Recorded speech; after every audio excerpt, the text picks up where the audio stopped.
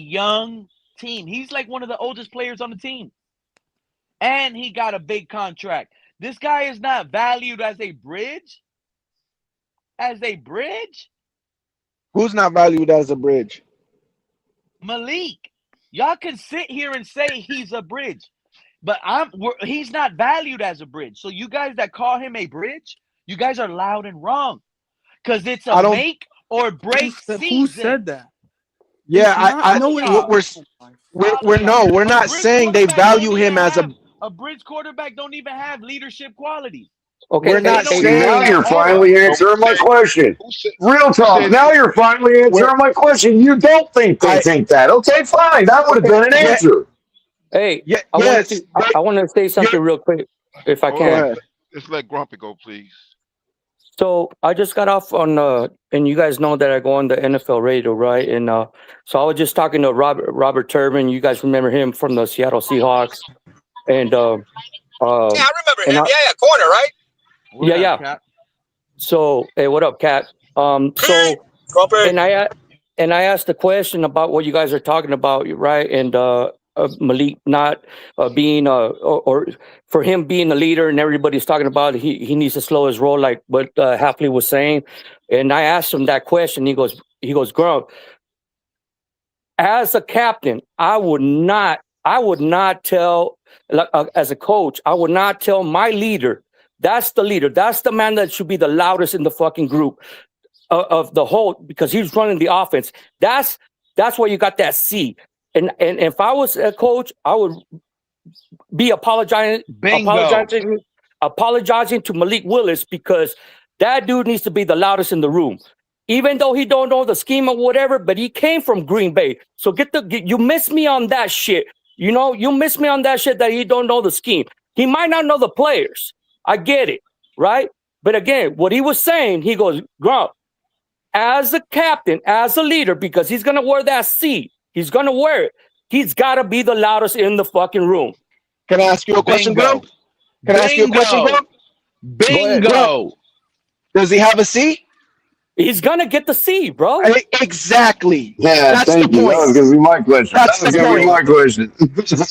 That's the point. He don't have the C. He's not a bridge Right, exactly. We ain't even.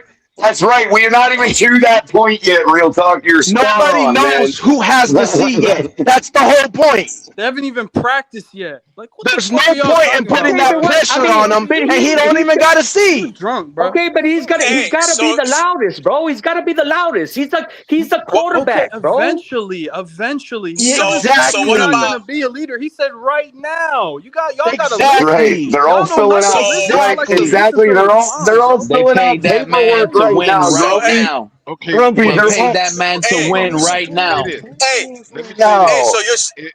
So you're saying pretty much that.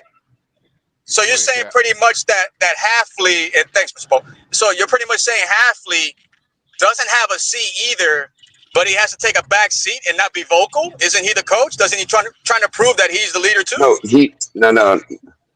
Wait a minute here. What's the point? Hafley has a C. Hafley has a C on his paycheck, bro. No, I get that, but it also stands he don't for need to be. No, you're right. Hafley is a leader. He's showing that he's a leader, and he's showing that he's a smart leader by not putting pressure on a quarterback and trying to be like, yeah, he needs to be the. No, bro. Let him focus on what he needs to focus to win the job first, and then worry about real talk.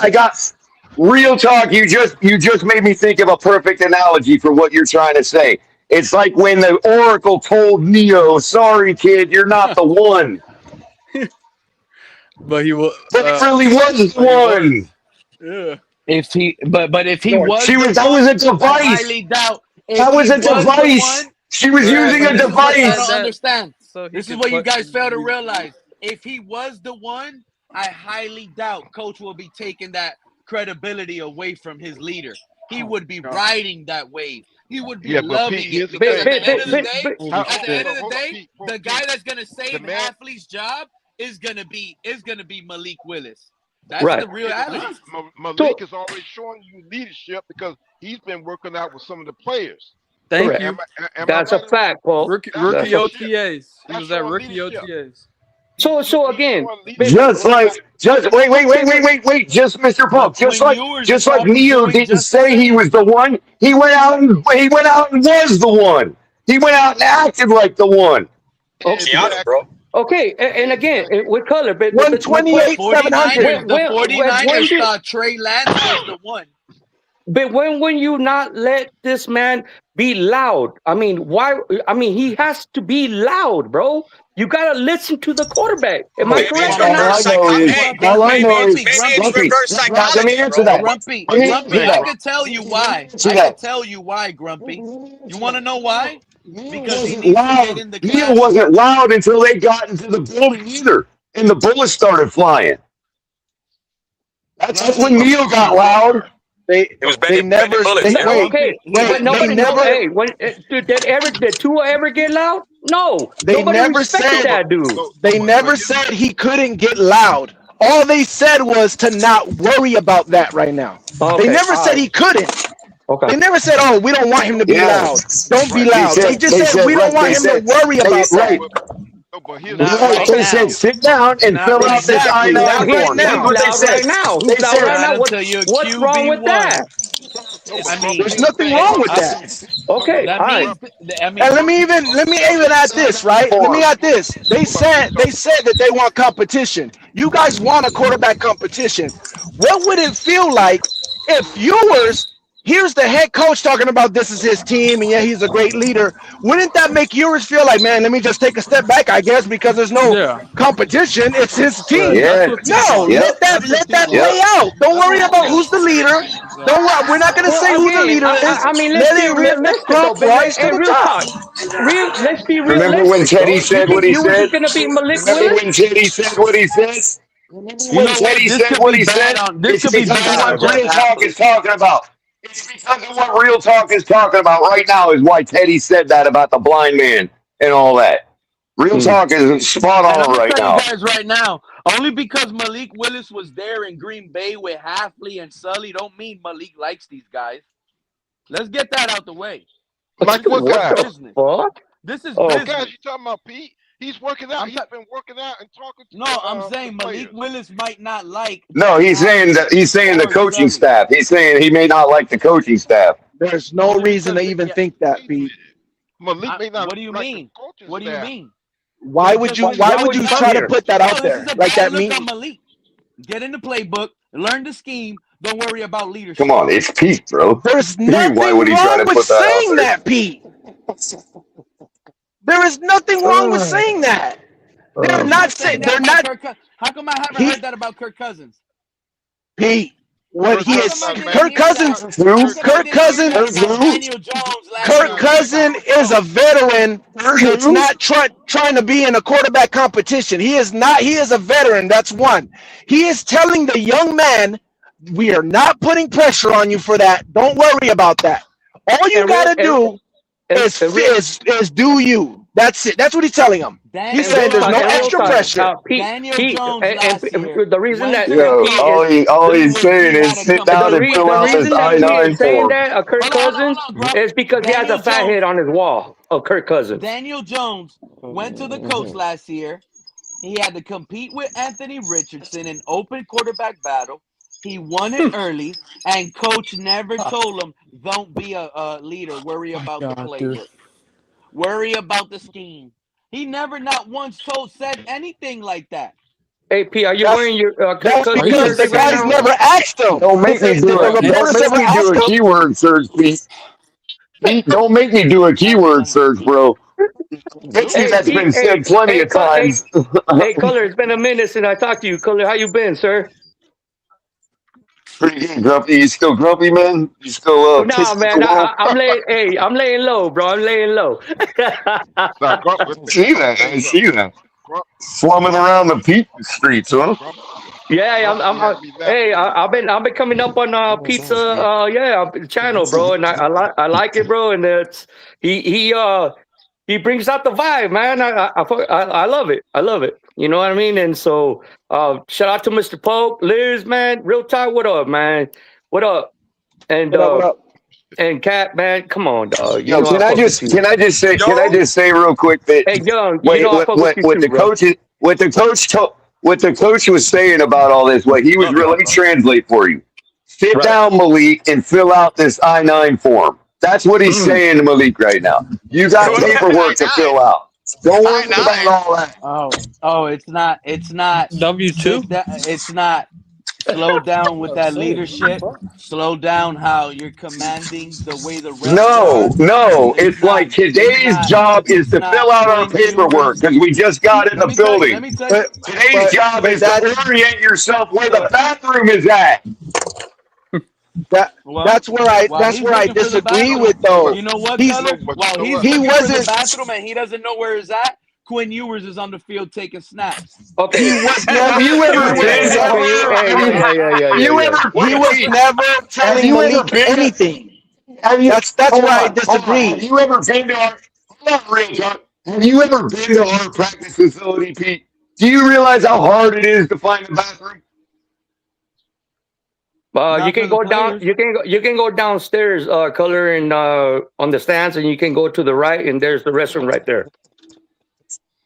Talking about at the practice facility, Grumpy. Color, are you saying? I've been there. I've been there, Color. I've been there. I've been. Hey, Color. I've been to the Dolphins practices, bro. 4 years in a row. Place is a labyrinth, man. That place is a labyrinth. We want to make sure nobody gets too much inside info. You know what I mean? They like steer you around like cattle there, man. Hey, I heard they put a stop to the camera. The camera guys. A long time ago, bro. Yeah, you can't do that. Man, I know about that because TD got caught. Hey, permitted and can't are two different words. no, but Colin, you remember when we were there? They were being stiflers, but I heard they leaned up. They're letting people, do stuff now that they didn't let us do. That's before. all right, Cap. That's all right, Cap. That's all right, Cap. I got something for him. I got something for him, bro. You and I got to get together, man. I'll show you. They make those glasses, Cap. Now you can record off your glasses. Yeah, that's right. Hey, but they check those medical glasses now. They check them. Forget the glasses. You can sew the shit right into your clothes, man. Look at Color. Look at Color. I love Color, man. God damn it. Jesus I'm dead serious. It's called wearable tech. It's called wearable tech. Look it up. I'm telling you, I ain't lying. Hey, you can have one lens. You can have one lens recording off that front chest pocket if you fold it. Oh right. shit! Here we go. The body cam. It could be anywhere in the fabric. It could be anywhere in the fabric, bro. Spy stuff. Hey, Color, it can look just like a butt. Yeah. Hey. Yeah. Hey, more like a sequin. More like a rhinestone. Right. Sequin. Hey, Color, I haven't talked to you in a long time, Color. I haven't talked to you in a long time, and I never heard about, what you thought about the draft and stuff like that, right? And it sucked, man. It sucked. No, I'm just kidding. Really? I'm just kidding.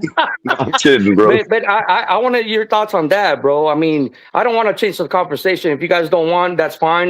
You guys go forward. Dolphin football, baby. Well, but I want your quick summary. Really quick summary. Grumpy.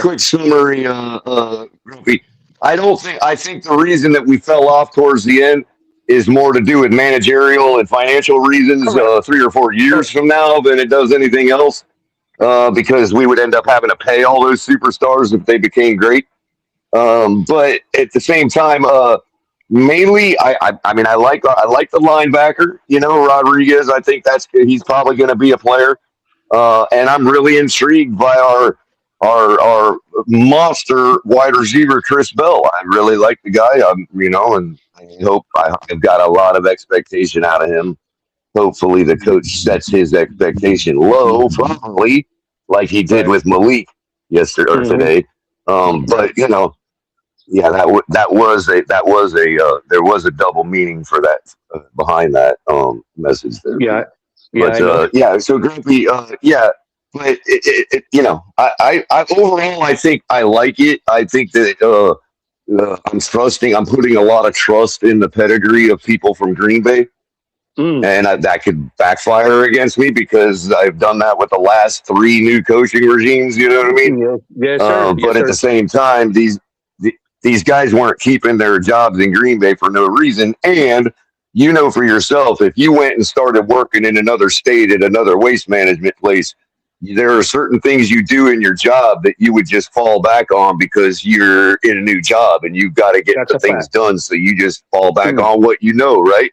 And I Correct. think these Yes, sir. guys are going to fall back on what they know too. And what they know is Green Bay. So I'm So kind of you got encouraged, This is so gonna fall but flat you in know, their we'll see. face well as so soon as Quinn wins this job. but okay, so let me ask you this. Let me ask you guys, all you guys up in the panel. Do you see maybe 5 to 6 starters or maybe more on the Yeah, rookie on more the than five. rookies? You talking about More number than Five is a good 5? number. No, 5 is a good number, but I say Again, more just because you get that if I ba- surprise. You know? if I Okay. base it on their pedigree and where they've come from, traditionally Green Bay gets their guys right out on the field if they're good enough to play. They don't wait Terrell Owens around. looks good so far. So Okay. I appreciate you answering the question, Color. You guys, go ahead, man. I appreciate you. I hate to be lazy about the Green Bay stuff, but I have nothing else to go on until the ball starts flying. You know what I mean? That's a fact. That's a fact. That's how you got to look at it. Yeah, look, I think more or less like social media done run up a whirlwind on OTAs. We both know that OTAs is really nothing special, spectacular. So we're not going to get nothing crazy. We Right. just got to, lower expectations. We just got to wait for minicamp. It just means organized team activity. That's what it means. It could literally be going to the movie theater. They're Exactly. learning fundamentals and tech and being technical. It's like why are people But getting it is wild on 7-on-7, and it is man? concerning that he's throwing interceptions. But We again, made fun of Tua.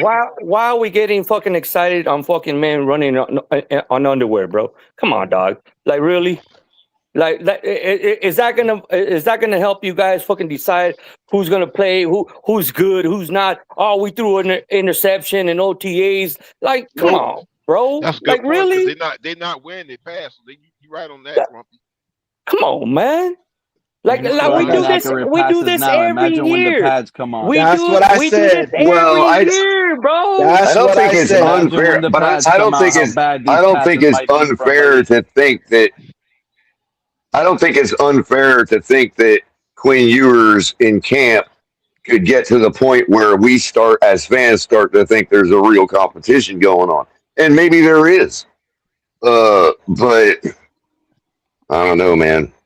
Well, You know, I'm just saying, Grumpy. Don't be surprised if all the quarterback if the this he threw an interception in camp if that starts to come out, because if we are having a quarterback competition, then people are going to be pointing out every single little mistake on Color, both parts. You know what I mean? Color, I don't know if you were Exactly. up And here they're earlier. getting mad He I was the did that one who today, said, bro. "Oh well, Malik threw an interception." I was like, "What? They're Are we getting serious?" yes.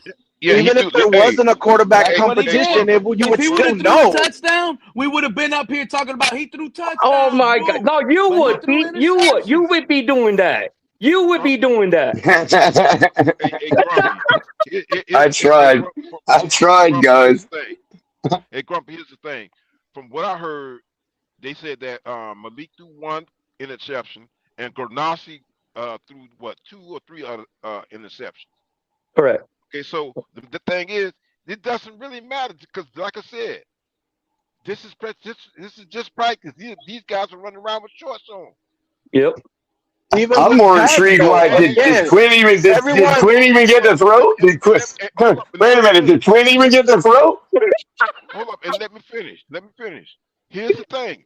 To Yeah, me, he had I big don't chunk care. plays to Theo care. Weiss. Hold up, Hey, Pete. let Mr. Polk finish. Let Mr. Polk finish. To me, I don't care who gets the starting position. If whoever gets the position, take us as far as you can. Do the best that you can. I'm happy with the quarterback roster because we got Malik Willis, we got Quinn Ewers. I don't know what's going on with Gonoski and Cam, but they're battling for the third spot. But if either one of them can take our team, progress it in the right way, I'm all for it. I'm on board. Hold up. I'm not against Quinn Ewers. I'm not against Malik. I want to see either one of them do well. I'm happy with the quarterback roster See, right now. Now, no, hold up. Let me see, finish. Mr. Polk, Mr. Polk, my dog is Timu Jaden Daniels, bro. Here's the thing. Here's the other thing. If either one of them don't do well, then we're gonna go get somebody out that next draft, because that next draft has a lot of good quarterbacks in it, and that's more than likely what they're gonna do anyway. Right. So we just don't know. I'm on board. That's why I feel like it's so foolish to root for a quarterback, a running back. You shouldn't be rooting for any of these players. Let the coach build the team and let them shake out whatever's supposed to shake exactly. out. Exactly. The only guy we should be rooting for is freaking Devon Achane, because he's the only one that just got paid for proving out. You shouldn't even be rooting for him either. Let them do whatever they're going to do. If they're going to run him to the ground, let them run him to the ground. If they're going to trade him, let them trade him. Let them shake it out however it's going to shake out. Okay, I was trying to come to the table with you. Damn, bro, chill. I'm just saying, It's Devon Achane, man. Don't get stuck on anybody, bro. Just let them build the team and let them. I know what you mean. I know what you mean, bro. I know what you mean, man. Dad, Color, you got slammed to the ground. Color, what the fuck? I guess so, bro. Damn, man. I never Hey, but heard y'all are somebody wrong anyway. slam Color like that. Damn. Every one of you are wrong anyway. One of you are wrong anyway, because Timu Jaden Daniels is going to take the job over all four of them, bro. Yeah. I mean, that's the dark horse right there, bro. Timu Jaden Daniels, bro. Watch out for him, man. Hey, man, who is that, Color? That's the real star. No, who is that? I don't know. We got a guy on our squad that looks like Timu Jaden Daniels, man. Let me see how I can look this. The fourth guy, the last guy we picked up, Cam, I think his name. Isn't his name Cam or I something? thought you were talking about Malik Willis. Oh my! No, that's Timu Nick Foles, bro. What are you talking about? I already comped him to Nick Foles, man. Is that Gronkowski? No. Malik is Nick Foles, bro. Watch out. Watch. I'm telling you all, he's Nick Foles, bro. Okay, I mean, the only reason Nick Foles didn't have a better career is because he didn't care to. See, that's another quarterback I watched over here in Texas, bro. Some people put their career aside for like drugs and partying and all that stuff, and some people put their career aside for their religion. It's the same dynamic, though. Nick Foles didn't care about playing football. Right. That's what happened with that guy named Prince that we had on the offensive line about 1 or 2 seasons ago that we came to the team, but he wanted, as soon as he got to Miami, he wanted to party. They had a picture of him standing on top of the car. Yeah. I think it's that's the Miami life, baby. Yeah, that's Mr. Paul. We forget that some people do the same thing for stuff that's considered more positive, but the same result is it happens. I mean, Nick Foles cared more about his religion than he did about his football career. I can understand that. And Mr. Polk and Color, when I go to Miami, I'm one of them dudes that fucking stand on the car and take pictures, bro. Yeah, I'm in Miami, baby. I'm living the large. I'm living large over here. Like, did y'all watch that video for their miracle run with Nick Foles? The video that they put out for that, like their special, they do for all the Super Bowl teams. Like, the guy is walking up to the last huddle where they're about to do the victory formation, right? He walks into the huddle to call the play, and he's like, gets everybody lined up, and he's like, well, first of all, guys, I just want to tell y'all, I love every one of you. And then he calls the victory formation play. That's the kind of guy Nick Foles was. He wasn't this like, I've got to be the guy and I've got to win and all this other stuff.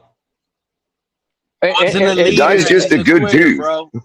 Hey, Color, don't forget about Well, maybe he is. Maybe he is, but he quit for a higher power. He quit for a higher power. So there you go. You know what I mean? He was, Hey, he was Color, a backup. He couldn't start over Carson Wentz. He Yeah. got lucky, and he took that one ride. Then he got paid, and that's it. He was out the league. Cool story. Yeah, but he got shafted. But Pete, the whole reason all that went down like that, bro, is because right out of the gate he got shafted by the Tua phenomena with Sam Bradford, bro.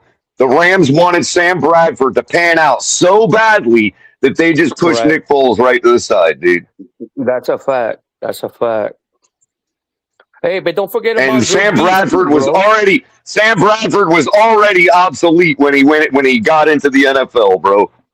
Hey, Color, don't forget about Drew Brees when we could have had a chance to have Drew Brees and we wanted fucking Culpepper. Like, what the hell? Like, Well, really? yeah, but I don't.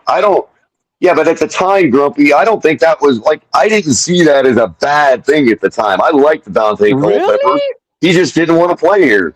He just didn't want to play here, man. Wait a minute, y'all talking about as far as being Yeah, dude, he was lighting it up in Minnesota, bro.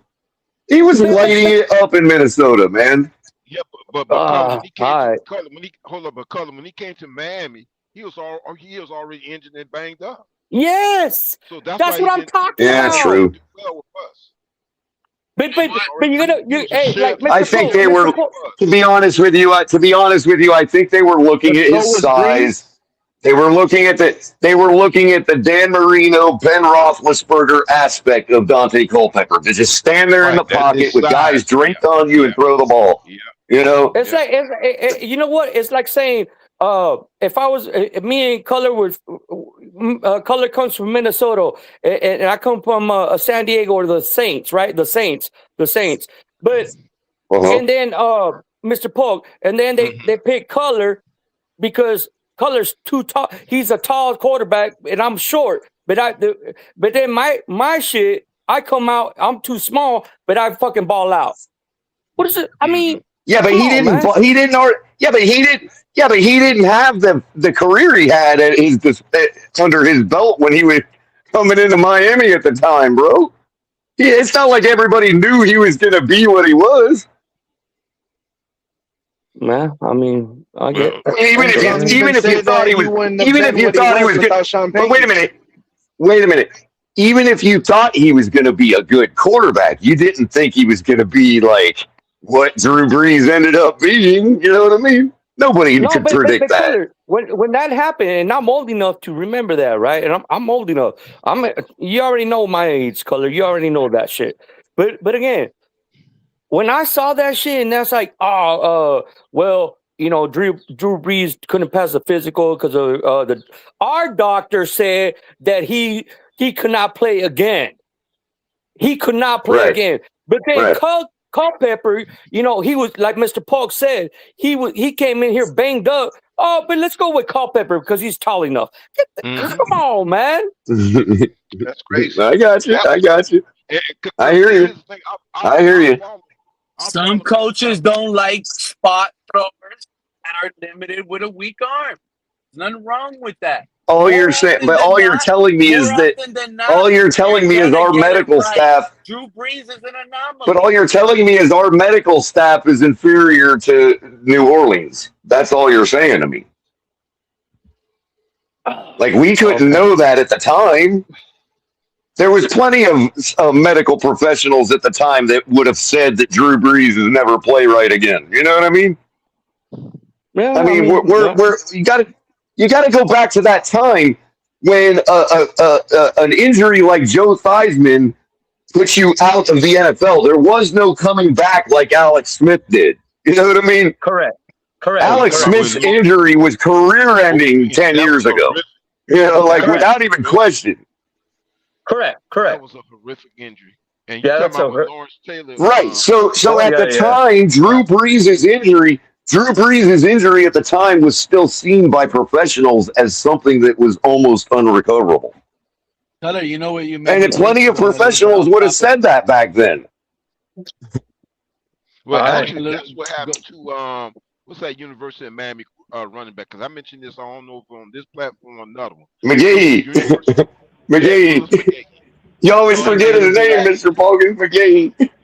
Yeah, because I keep getting him mixed up with Clinton Portis. That's Right. my Portis, yeah, because they came out because they kind of were at the same time, sort of. Color, I think you killed an important narrative because I'm taking it back to that whole bridge. Malik Willis is a bridge quarterback. Oh, I don't like because you got to hear it out for a second, because when you think about it, yeah, I get it. Being told Malik Willis, it's good quality. Some of you guys were right. It is good qualities for Jeff Hafley to say those things about Malik Willis, because it's a big sign that not only does Malik have to win, but Hafley is showing it. Like, we're here to win.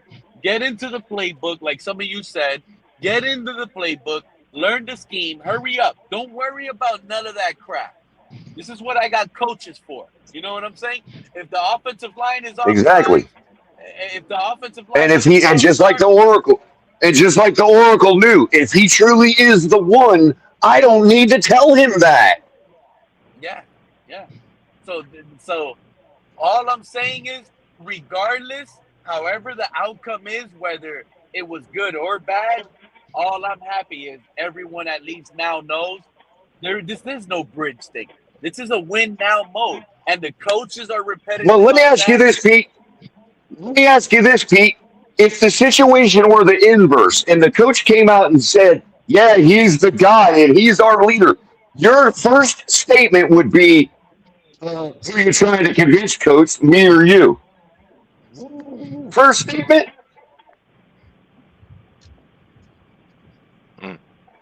You must have lost me because of my alarm. You didn't hear any of that? No, yeah, we heard you, but I didn't hear it. T, if the coach would have came out and glorified him and said, yes, he's the guy, he's our leader, the first thing you would have said was, who are you trying to convince, coach, me or you? If he would have Am I said right? it like that, he would have said it like that, I would have felt like I lost my bet right then and there. Straight up. No, you would have felt like he's being premature. You would have been, how can he make that determination now? How can he say that now? Quinn Ewers hasn't even had a chance to. You would have said all that.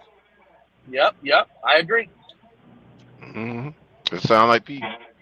So he's not trying to put that on Malik. Right, so he's not trying to put that on Malik when it's paperwork day. And whether they want it's Malik literally to be the guy or paperwork not, day.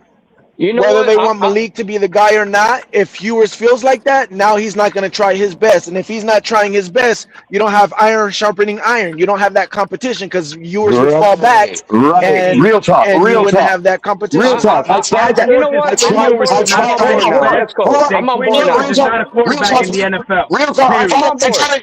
I got to reinforce his point. I got to reinforce his point.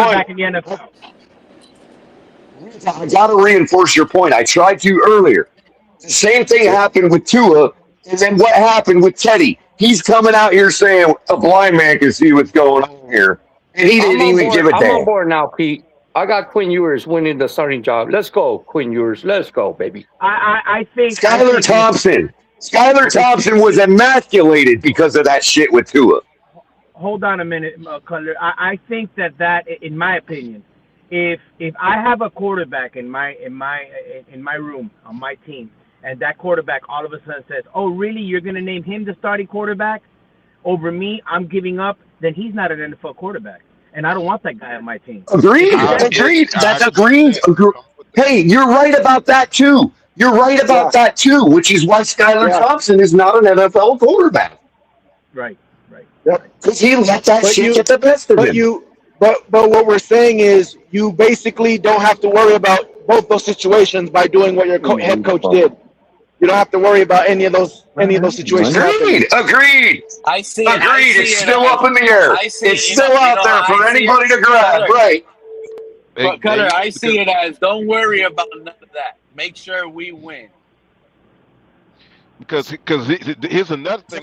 But have they not made it clear who they want to be the guy based on the contract? Have they done that?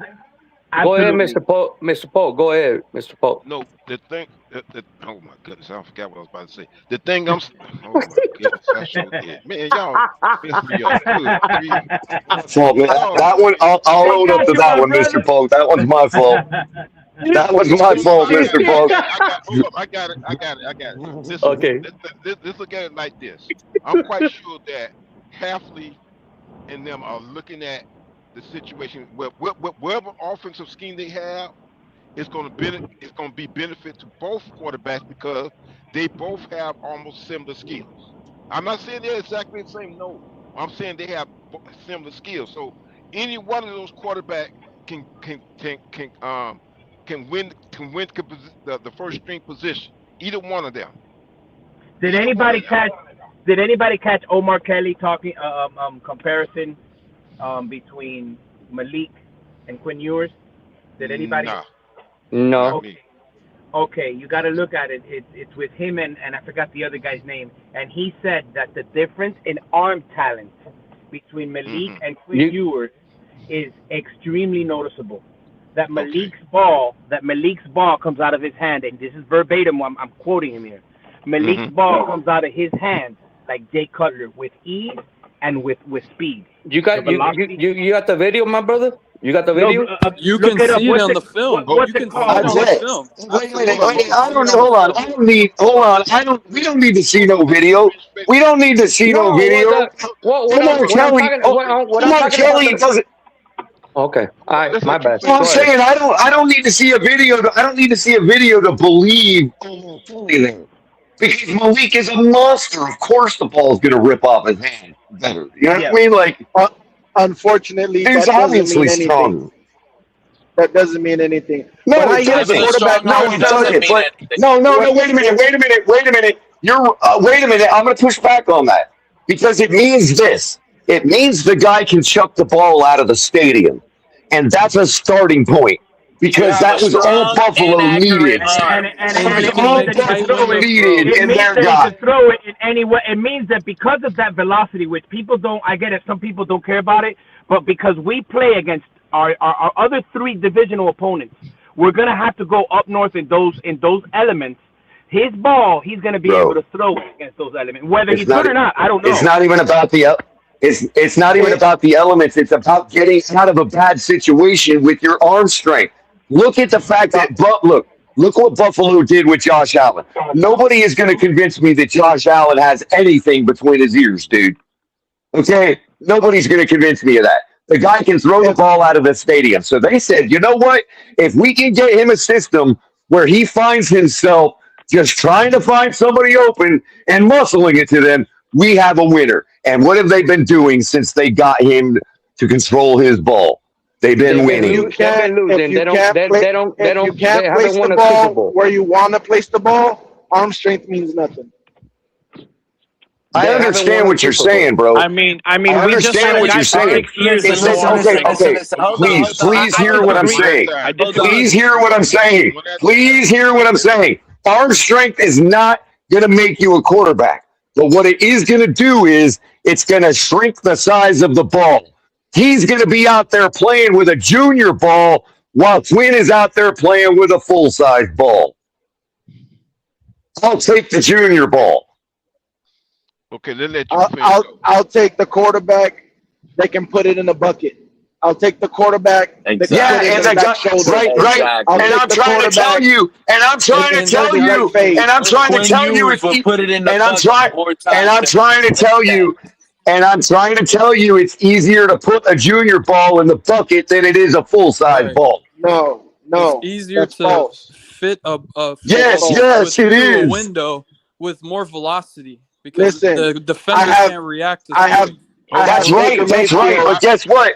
When your hand is the size of mine, it gives you more control. Trust me. I have Baker Mayfield as the quarterback. He can throw the hell out of a ball. I wish he could. It's no different. Accuracy. Okay, so let me ask you this. So you're telling me that a major league pitcher can put a football on a dime like he can a baseball? Bullshit. What I'm saying is, I'll get Pete started. I don't care how much that ball comes out of your hand. I don't care how much that ball flies out of your hand. If you can't drop it in a bucket, it doesn't matter.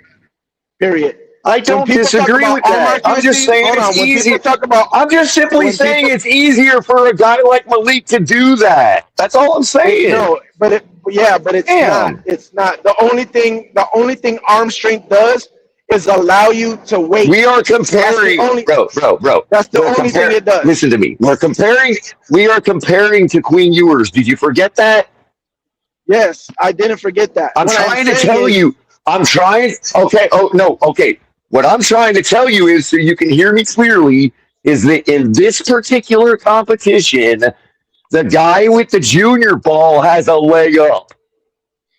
And what I'm saying I'm not saying he's gonna be great. I'm not saying he's gonna do it. I'm simply saying it's gonna be easier for him to. Jesus Christ, do you listen? Okay, I hear you. And what I am saying is, and training camp, when I'm watching two quarterbacks at the training camp, I don't care that one guy's arm is coming out faster than the other guy. Good for you. Good for you. Okay, good let for me finish. you. You also like Tua. What I'm saying is, I'd rather have the guy that has the pinpoint accuracy. That's what I'd rather have.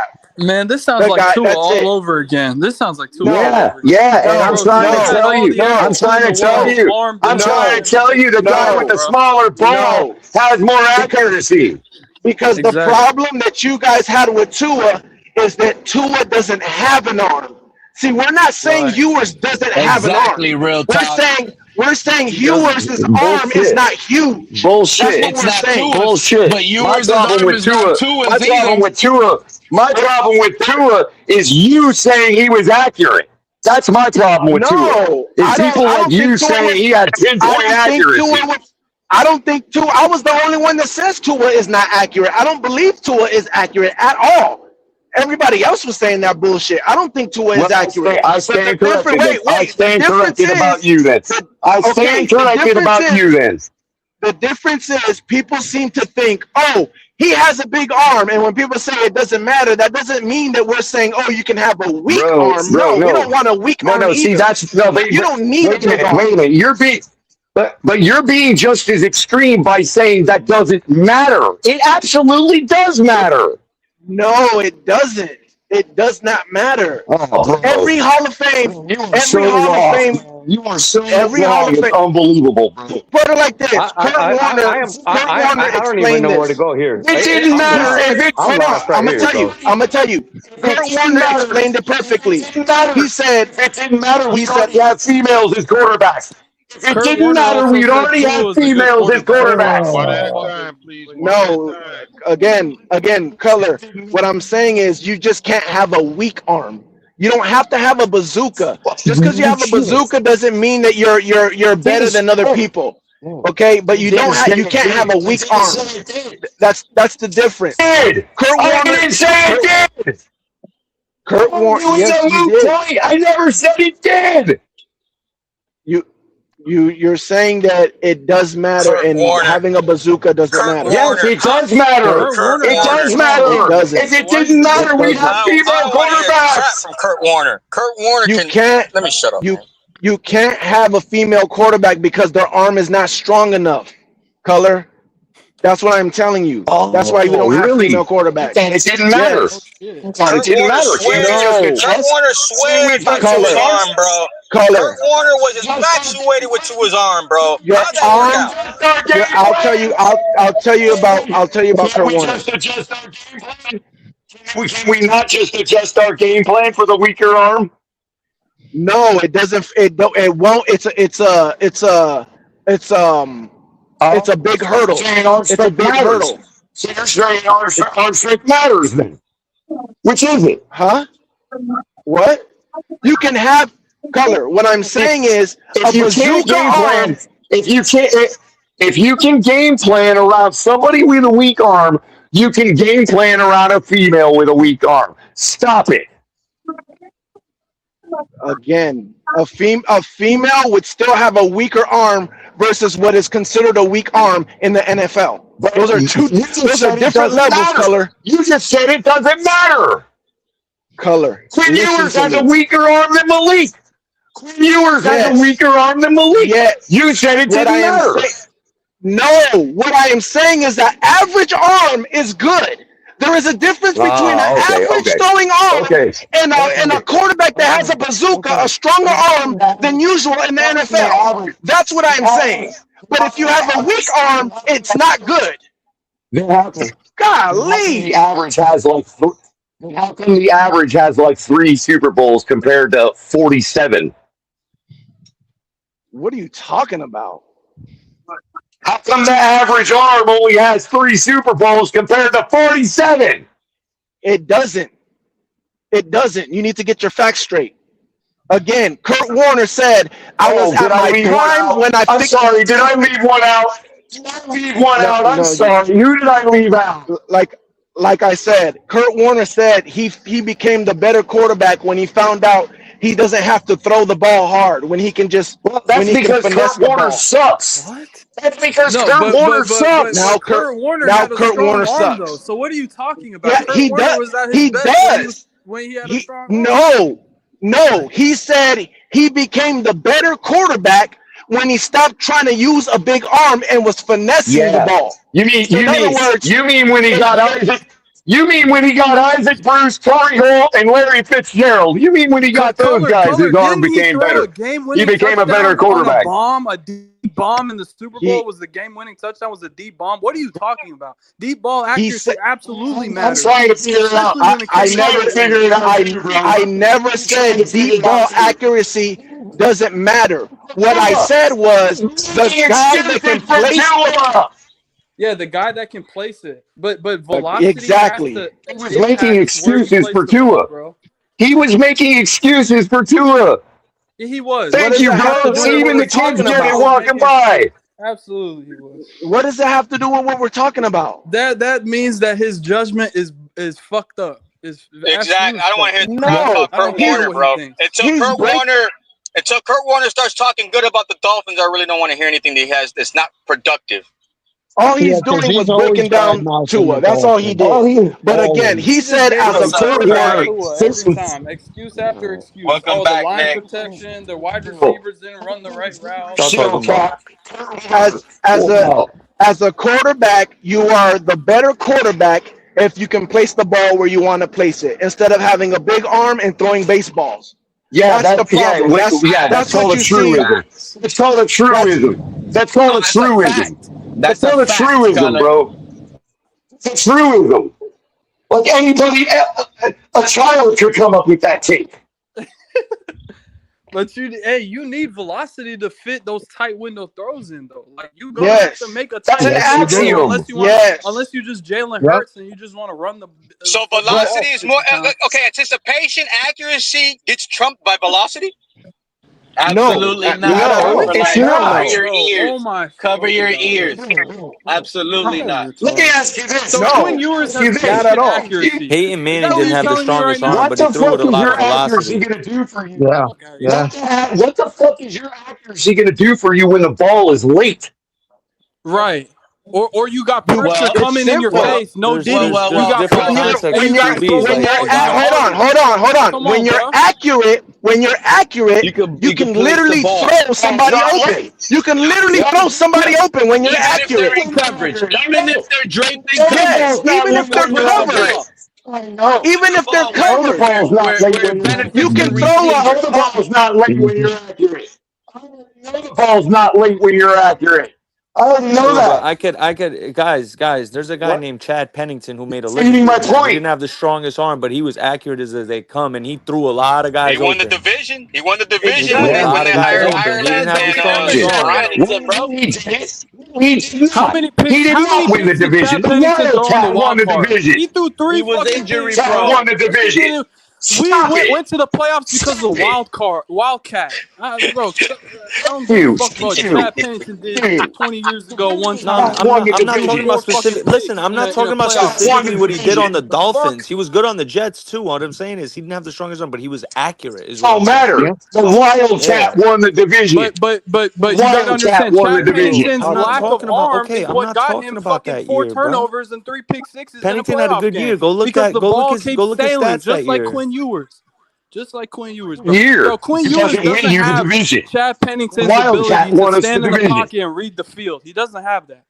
Let's stop this shit, bro. We were making false equivalencies with fucking Chad Pennington. Thank you. It's disgusting.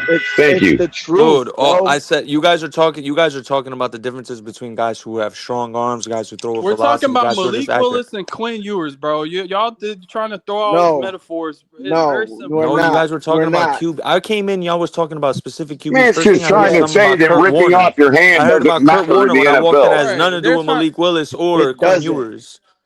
If it's a fair competition, do you think it'll even be close? Or do you think they'll just There say, okay, isn't a Malik, you're competition. There isn't a competition. No, but I'm saying if there would be, would you just say Malik's going to win it hands down pretty much? Yeah.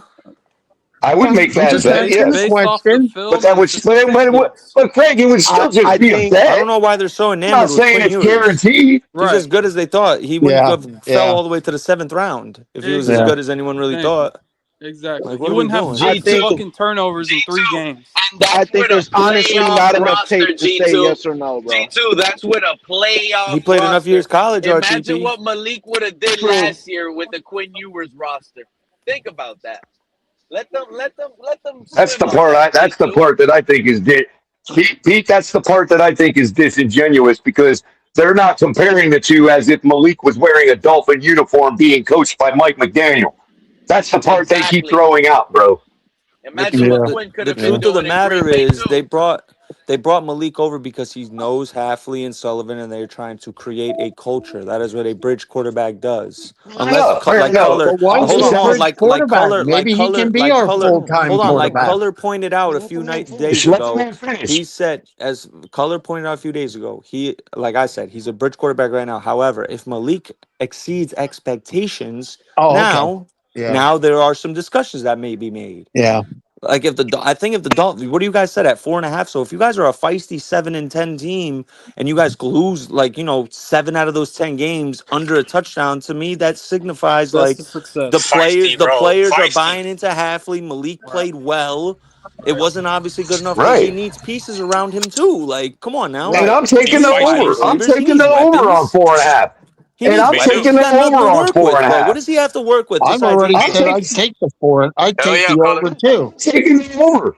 I'm taking the over on 4.5, but I'm not taking the over on 7. I ain't dumb. Color, we got a tough schedule, man. We got a very tough schedule. I just seen it.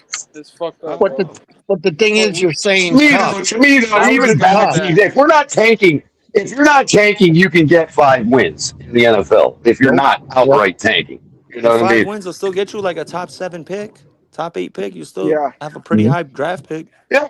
And it's obvious that the Green Bay pedigree I'll fall back on again.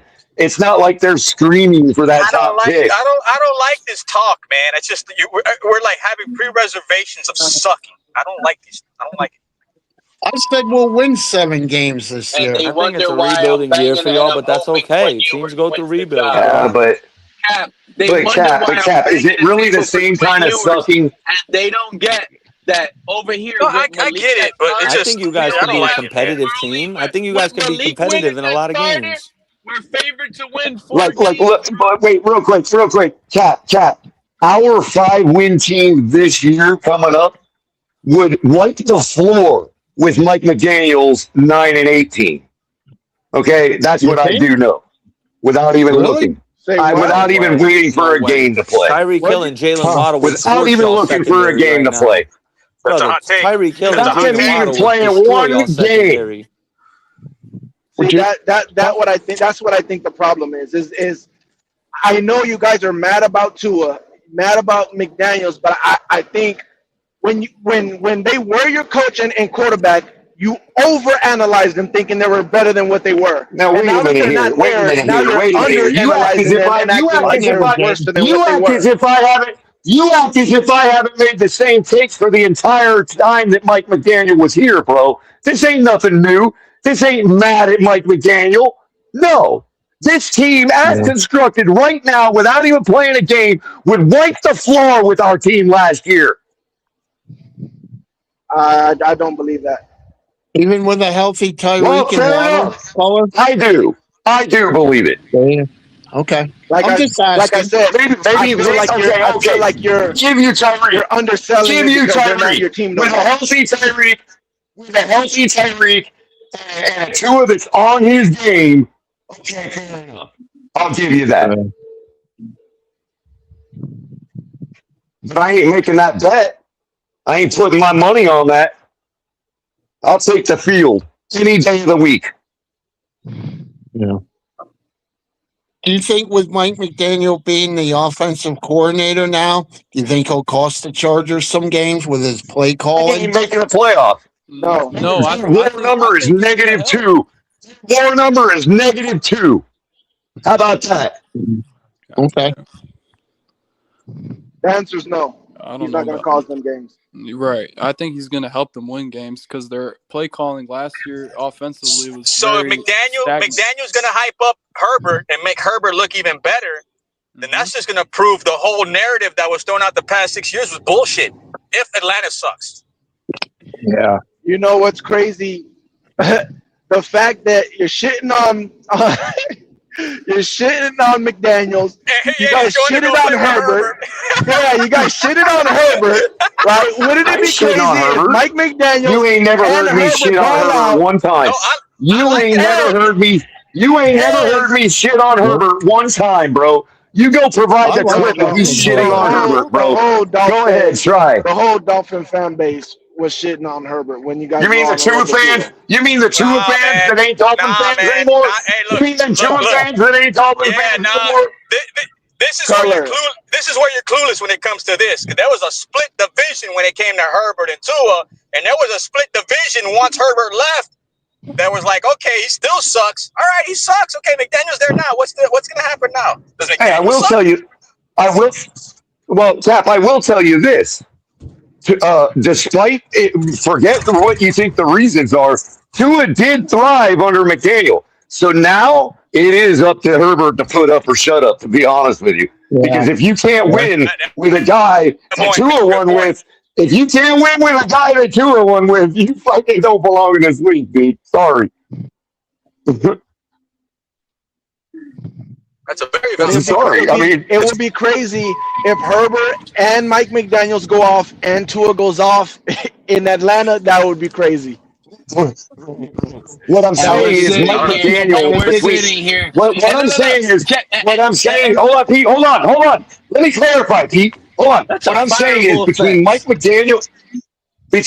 McDaniel and Herbert, Mike McDaniel is the one with the clout right now. Is what I'm saying. Go ahead, Pete. That's all I needed to say. That's a bad look, Color, on this coaching staff and this new regime. If Tua beats out Michael Penix and balls out in Atlanta, and our quarterback that ain't happening. They went out to pay all this extra money is not looking good, and Vegas and all these fans are right that we're picking number one. We're winning 4 games. We're bad. That ain't happening, bro. That ain't happening.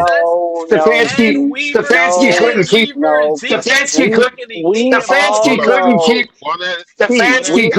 Deshaun Watson on the field. Bro, Stefanski couldn't keep. In my opinion, Pete, it doesn't matter because we all know that Tua had to go. He was a bad seed in the locker room. There's no way you're going to have a successful rebuild with him. Even if you knew he was going to give you 10 wins, the type of person that he was in the locker room didn't fit what would be their future. He had to go. It didn't I agree. The fact of it is, Stefanski couldn't keep Deshaun Watson on the field. What makes you think he's going to do anything with Tua? Listen, I agree with what he said. They're going to be injured by week 9, and they're going to be left scratching their heads. Not only do I agree that Tua did have to go no matter what, I also agree that it really wouldn't look – I mean, it really shouldn't matter when it comes to your coaching staff and everything because you guys are doing what you're doing, you're rebuilding or whatever. But I cannot disagree with the fact that it would look bad, but it would really look bad on your franchise more than the head coach or anything. It would look bad on the franchise. Like and McDaniel, it would look bad.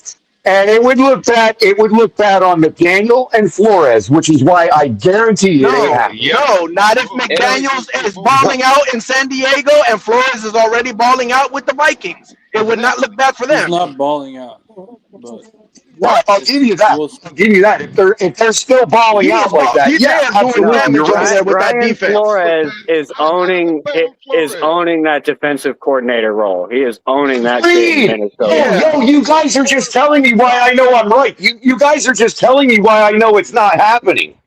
You're agreeing with me that it's not happening for Tua.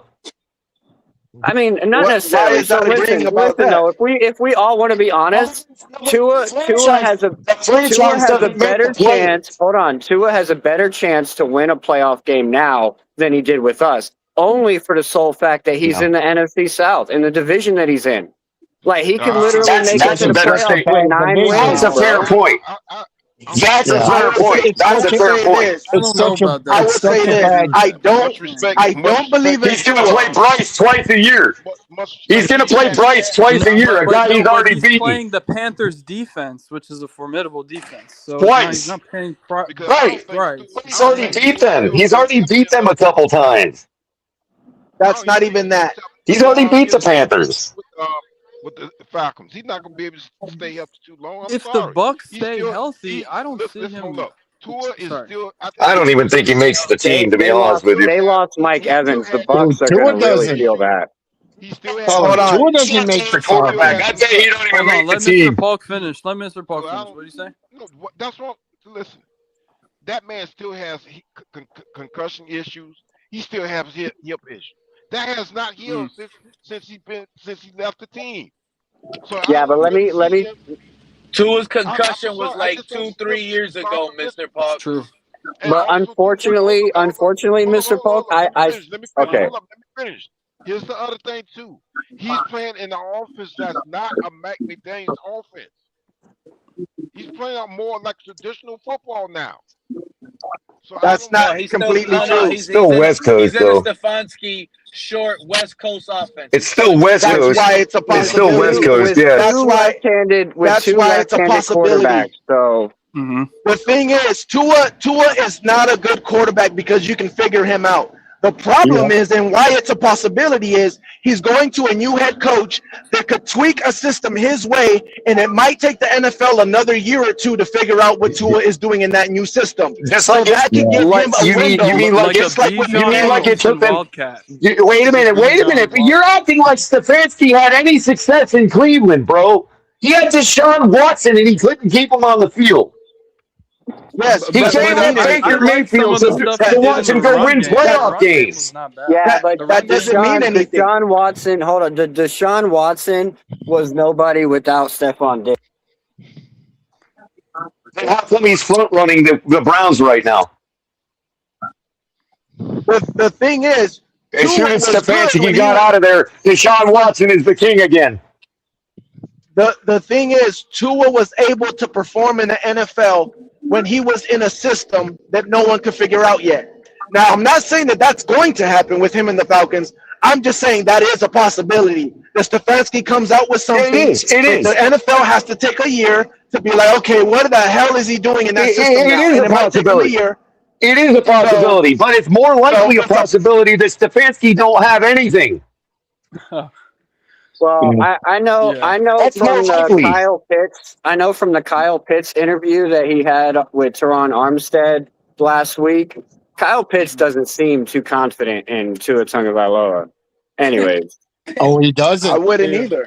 He does not. Like, well, you know what? To me, he's kind of being unfair. He's kind of being unfair because if I was the biggest receiver on the team with Tua, I would like my chances because that's the only guy he can fucking throw to.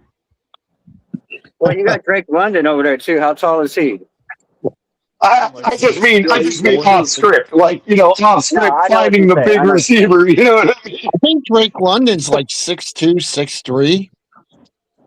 Isn't he a big guy? Yeah, Drake's pretty tall too. Yeah, they're both big. Kyle Pitts is a tight end. Yeah. But yeah, no, he basically called him lame or cringe without saying those words. Oh. Yeah, I don't know. Yeah, because now he's going to play. Now he's in Let a me ask place y'all where something. nobody has. Now he's in a place where nobody has an obligation to coddle him. That's great. I love it. I love hearing that, man. He has He's he a better has no man. To be honest with obligation you. to what color? But I do got to be honest. No, I've he's in a watched. place. Hold He's at on. a I do got place to be where. honest. Oh, let me answer that And real quick. He's. Real quick. I'm sorry. I just got to clarify for Craig what I said. He's at a place where the team, the people there, have no obligation to coddle him like we did in Miami. Oh, okay. I didn't Like understand what you meant. Okay, I gotcha. he's at a fresh beginning. He's at a fresh beginning point, which is what he should have been at when he got drafted. Yeah, yeah. Although I do got to say, I've watched some OTAs from the Falcons, and unfortunately, he does look like he's doing better than Michael Penix. That's Yeah, fine. fair enough. Anything, I mean, you know I'm what I happy mean? for him. Like, That's I'm happy gonna for be him. a big. If you guys are gonna think I'm a two-a-near pretty soon. Uh-oh, That's here we enough. go. You guys are gonna think I'm a two-a-near, but I'm Here not we gonna go. let this regime slide. Tua's balling out in Atlanta. He's winning the quarterback battle, and we're losing, and our quarterback stinks. Forget about it, bro. Yeah. Forget about it. Yeah, There's so much pressure for us to win it makes right our now. franchise There is from so the much top pressure for from us the to top win. to the bottom look bad. I don't think so, Pete. I think Yeah. they've got that 1 year grace. I really do. If the Falcons They are do. winning, the Chargers are They balling out. got a 1 year grace. Yeah. I'm sorry. Because they Pete, don't the what they about don't the Falcons have a don't lot Falcons? need of Do the money. Dolphins Falcons too. have a Like, 1 year? Pete, Do the Falcons have a act 1 like year? the Is that who you're Falcons don't talking got about? players though. That's a good Like, question, holy. Carl. Yeah. What do you say? Of course Good they do. Oh, question, Carl. I just meant because of like the money situation and that, and now next year we get what, like 140, 150 million? oh yeah, I don't see Halfley or Sully getting canned No. by no matter what this season looks like. Exactly. And that money is also the reason I'm taking the over on 4.5 because we're not tanking. No, Yeah. Not no, I would purposefully. take I would take that bet as well. Over Hey, 4.5. That's so I'm Drake London is 6'4". He's 6'4" and 215 pounds. Oh, Drake London. Yep. Yeah. So, but I mean, That I sounds like a what lot like Mr. Bell, doesn't it there, Grumpy? Yes, Holy shit. sir. Sounds just like Mr. Bell. Yeah. Yes.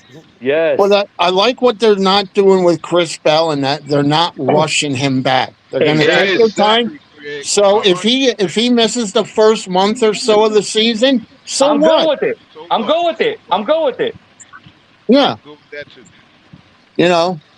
Well, that's why we got let Douglas them. too, because Yeah. if either one of them pan out, they can trade off each other as they get these little soft tissue injuries throughout their careers. We can I'm just on flip board. them back and forth. Yep. And Yep. let's not sleep on Coleman either, because I know Coleman's not the same type of wide receiver, but he has some good he has some good highlights too. Yeah. Yeah. Mr. Polk, I agree with them with Coleman too, and that's the what was it, Mr. Polk? Like two shows ago that I mentioned Kevin Coleman, and they were like, "Oh, there ain't no Kevin Coleman on this team. There is a Kevin Coleman on this team." Yeah. Kevin Coleman Jr. He's a junior, ain't he? Yeah. He's the third wide receiver we picked up. Yeah, bro. That's what I was talking about. So could he beat out Malik Willis or not Malik Willis? I'm sorry. Could he beat out Washington? Maybe. Yes, I agree. You talking about Coleman? Yes. You talking about Coleman? Correct. Yes. Go look at his highlights, man. Bro. I'm gonna be straight. I'm gonna tell you the truth.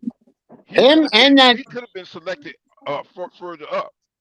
Yeah. To me, he looks pretty good. He looks pretty good. And Mr. Polk, like Pete said in that show when we were talking about it, right? He's like, Malik Washington might not have a job here. Nope. No, he may not. I think Coleman can beat him. Coleman is the guy. Coleman is the guy with their shirt out, freaking just doesn't go to the ground in his college tape, dude. Right? Ain't that the same guy? Yes. Yes. He's not afraid to go over the middle color. He looks like Ronald Clay, man. He looks like He looks like Charles Clay out there, bro, with the ball, man. Yeah. And see, and look, but again, color, like what P said, Malik Washington might not have a job. Yep. Yeah. Man, not the way Coleman. The way I see Coleman. I mean, and Mr. Polk, I think we got more than 5 or 6 starters up in this team. Are you talking wide receivers or just overall? Like everything. Yeah. I think Coleman has a chance. Well, the key is beat out the veteran wide receivers on our team right now. I think Coleman has a chance. Yeah. Yeah, and the key is to get rookies up to speed like that, especially playmakers like wide receivers. The key is to have a coaching system or a play calling system where the whole point is just to get a playmaker with the ball in open space. Because these guys don't have to be 5-year veterans to work their magic if they got the ball in their hands. They're young superstars. Yep. I'm excited to see what Douglas can do. It's just like Harbaugh. Harbaugh is not afraid to get out there and shoot his pow-pows, man. You know, Harbaugh don't sit there with all his talent on the bench. He gets out, puts them out on the field, man. Yeah, and whoever said, I don't know who said it, but Douglas, oh my God, bro. I like him. I think if they can love him. I love him. If they can get his drops down, like work with him on that, get him his drops and get him more acclimated to shooting off I'm telling you, him and Malik, boy, Malik's going to love him. Shooting down that field. Hey, there's my boy. Great point, Greg. Wide open. But Craig, did you guys see the video on Instagram? He what's his name? Douglas dropped a pass and the safety picked it off. So he has a problem with dropping passes. Well, that's what I mean. That's something they got to work with him about. Yeah. Man, just give me a goddamn weekend with one of these guys, man. They'll be right. I'll get them right, man. Don't worry. Look out for color. Oh my goodness. Can I ask each of y'all a question? Go ahead. Well, one question I want each of y'all to answer. Like, so looking at Malik Willis and next year, like what type of season does he need to have? Or does he need to have basically to not be our quarterback next year? Maybe he gets hurt for a long period of time. I think he has to protect the football. I don't care about the stats. I care about making smart choices, especially fumbling. Like he's going to run out the pocket a lot. I want to see. He kept his turnovers low last year. So I want to see if he can replicate that over a large sample size. That's really I think and can he be the reason? Can he be the reason that we win one damn game? Just one. Or a couple. And what I like is they're not putting pressure on him. Like they're saying to all the guys, you know, when they talked to Hafley the other day, he said, it's not about making plays right now. We're slowly in putting the plays in, getting the playbook in with him. He doesn't have to be the man right now. We'll expect it when the time's right, but he doesn't have to be the man right now. And I like that. I think people are confusing the playbook with the game plan that we're constructing for our team going forward. I think people are confusing the two. Everybody just got in the building. They are constructing a strategy, a game plan going forward, a culture, if you will. And that comes with language, that comes with coding, all kinds of stuff that the coaches haven't even figured out yet. Yeah. Yep.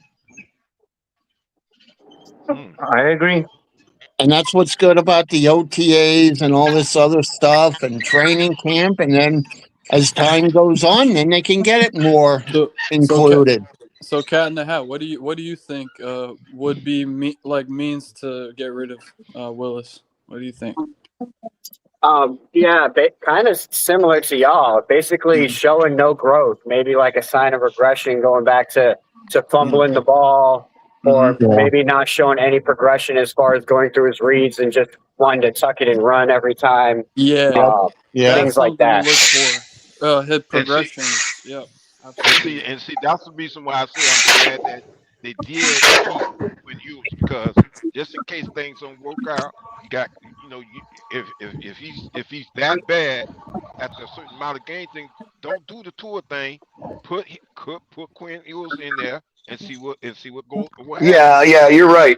You're right, Mr. Polk. When it comes to these guys saying that he's a bridge, that's the part where, okay, maybe I would use a different word, but they're right in the respect that, you can't, if it's going on for 5 or 6 games, no, his contract is not the type of contract that lets us say, oh, no, we got to keep going for another 7 years and keep making excuses. You know what I mean? So in that respect, I agree that he's a bridge, but he doesn't have to be, and there's no reason to use that verbiage right now. None whatsoever. Because I don't look at him as a bridge, but I'm gonna say it again. If he doesn't play good after a certain amount of games, don't waste the rest of the season trying to get him straight. Put Quinn Ewers in there and let's see if he can ball. But I like that you added a couple. I like that you added the caveat of a couple games, because the first few games of the season is, if they look at it, it's not going to be because of one player. Yeah. But see, Mr. Poe, we had this competition and conversation where we had, and Color, you weren't on this, bro. But if we go 1-4 before the break, will you pull Malik Willis? No, you need context, bro. Depends on the nature of the 1-4. Okay. Yeah. Was he? If he's out there throwing, if he's out there throwing, hold on. If he's out there throwing 350 a game, 2 touchdowns, and we're just losing close games, I mean, come on. You got to keep going with it. Okay. I don't want to treat him like Fitzpatrick, where, oh God, he has 1 bad game out of 5 after throwing 4 touchdowns per game, and they throw him out with the trash. It's like, come on, man. When you're in a game, you're either hurting your team, you're doing your job, or you're helping the team. All he has to do, and that should be evident. All he has to do is do his job. Now, if he wants to be the guy, he has to do his job, and every once in a while, help the team. That means doing more than just doing your job. But if he's just doing his job, then he can do his job and be a bridge quarterback, and then they get somebody else that can be the guy that can not only do the job, but help the team as well. Yeah. So what you don't want to see is a few games where he's hurting the team. Okay, but if he's losing close games, like what you guys are talking about, you're not gonna pull him. We're 1-4. Hold on. I was just about to say, Grumpy. I was just about to say. You said 1-4, right? So let's say 3 of those games, he's doing his job, like was just suggested, right? And we're just losing close games. And that one win that we get, we don't win without Malik Willis. Does that change anything for you? Ooh, no, I don't think it does. Like if the one win that we do get is because of him. Yeah. You see what I'm saying? And we're losing close games, and he's doing his job. He's not turning the ball over. And that one win we get is because he makes some kind of crazy freaking Hall of Fame play. Okay, so the other ones, the other games that we lose, he doesn't fucking perform. Again, are we going? That's different. I'm saying if he does his job, he's not turning the ball over, and we're just not getting wins. And then one game he takes it on his shoulders and just wins us the game. Yeah. Now I have a question. That's fine if you pull him after this, during the bye week. Quinn Ewers goes out and we lose 4 in a row, and he's looking bad. I mean, can you honestly go back to Malik Willis? Yeah, Yeah, you can. You Say that can. again. I think plenty of teams have done that recently. Plenty of teams have done that recently, and it's been fine. Yeah, That's no, why but I I'm don't just think it saying, would Color, because happen at the bye. that can make them look bad and saying, "Oh God, now he's going But to this guy." And, traditionally, they don't do that. Traditionally, you don't do that. But in the last yeah, 5-10 years, teams have done that, and it's been okay. It yeah, hasn't yeah, backfired on them. yeah. Wait, Okay. but what was the question? What was the No, question? I said, what? If you What bench, we always? Malik, I got it, Greg. If you bench Okay. Malik, and then Quinn Ewers comes in and shits the bed, how can you go back to Malik? So Craig, the question was that I said was if we go 1-4 Okay. before the break, are you going to pull him? And I said that's fine if he's not doing well. But then what I also said is, what if Quinn Ewers comes out of the break and we lose 4 in a row, and he looks bad? But Craig, but Okay. Now, Color if you said want my what? answer, But Craig said, but Craig, Color Yeah, go said, ahead. what if he does good in that one game that he wins? Yeah. I don't know. What do you do there? Like I not don't just know. do good, but it's not just do good, but it's clear that he's the reason we win. Like if you take him out of the game, we lose that fourth game too. Okay. Okay. Yeah. So what's up? What do you got? now if you want You keep my rolling opinion with on him. that, if you want my opinion on that, I unfortunately think our bye week is a little too early. And it kind of kills us. Typically, it would be the bye week where you would switch them out, but you got to think about those first 5 games that we're playing. Like it's also a gauntlet too.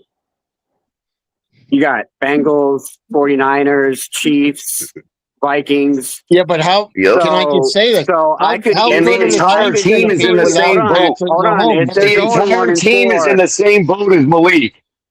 I could easily see them like at least giving him half the season. I don't know. That's if what I'm we're saying. gonna Like that lose. gauntlet. I don't know. It If it's depends a upon how situation he's where bad. he's performing bad, Hold on, Zach. That gauntlet you're talking about, plus the fact that the rest of the team is in the same boat as Malik is right now. You can't blame one person for the first 4 games. that's why I feel like it would have to be like we're heading into week 9 and our record is like 2-8 and they've just been really bad losses and like we could they can obviously tell it's Malik Willis and like you have no other choice at that point. Yeah, like he's doing like his WAR number is 0 or negative. Then I get what you're saying. Like half the season's done and he ain't done nothing to improve the situation. You know, like his WAR is 0. Like the guy just said, like he just said, that would be my expectation for them. Like at that point, like if they don't throw in Quinn Ewers at that point, then you're not really evaluating what you have this year, because that would be what evaluating is, right? Oh, we already evaluated Malik. Now let's evaluate Quinn. But I've said I this: can are see they really that tied way, to Quinn but I can't Ewers? see it the other way. Are they really tied to Quinn Ewers because they didn't draft him? Well, right. If somehow that's Quinn a different Ewers question. wins the job, That's a different question. I think the answer to that is yes, Greg, because they would have drafted a guy like him. Yeah. Okay. I was just wondering. You're in the blender. Somebody's in the blender.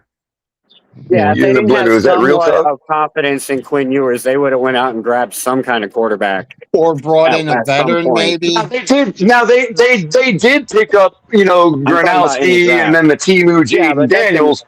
But you're right. They would have exactly. They likely would have drafted a guy exactly like Quinn Ewers. That's why they said, "What's the point of burning the pick?" You know. Yeah. Well, it'll be, but I'm not going to give up. Like if we go out and we shit the bed against the Raiders, they can't go back. If they go out and they shit the bed against the Raiders, I don't want to hear people come out and say, "Oh, he stinks." It's one game. Somebody pointed out the evaluation about you evaluating and then you evaluate Quinn. I think that we're a little off there. What we're talking about evaluating is the players, because if you've got Malik Willis playing half the season and everything looks terrible, well, how do you know So you switch out the quarterback, not to evaluate the other quarterback and how he does, but to evaluate whether the team improves, whether the other guys are still fucking up with the next quarterback. But color. We all know that in every team there's a healthy rotation of players in all of the other positions. The quarterback position and the running back position but is in your typically first the season, two positions that are singular. Right, but in your but in your first half of season, it's still skewed a little bit, I think, with the rest of the players. Like you got so many young guys. How do we know that it wouldn't fit better with Quinn? It might not even be. It might not even be a skill thing. It might just be that they fit better.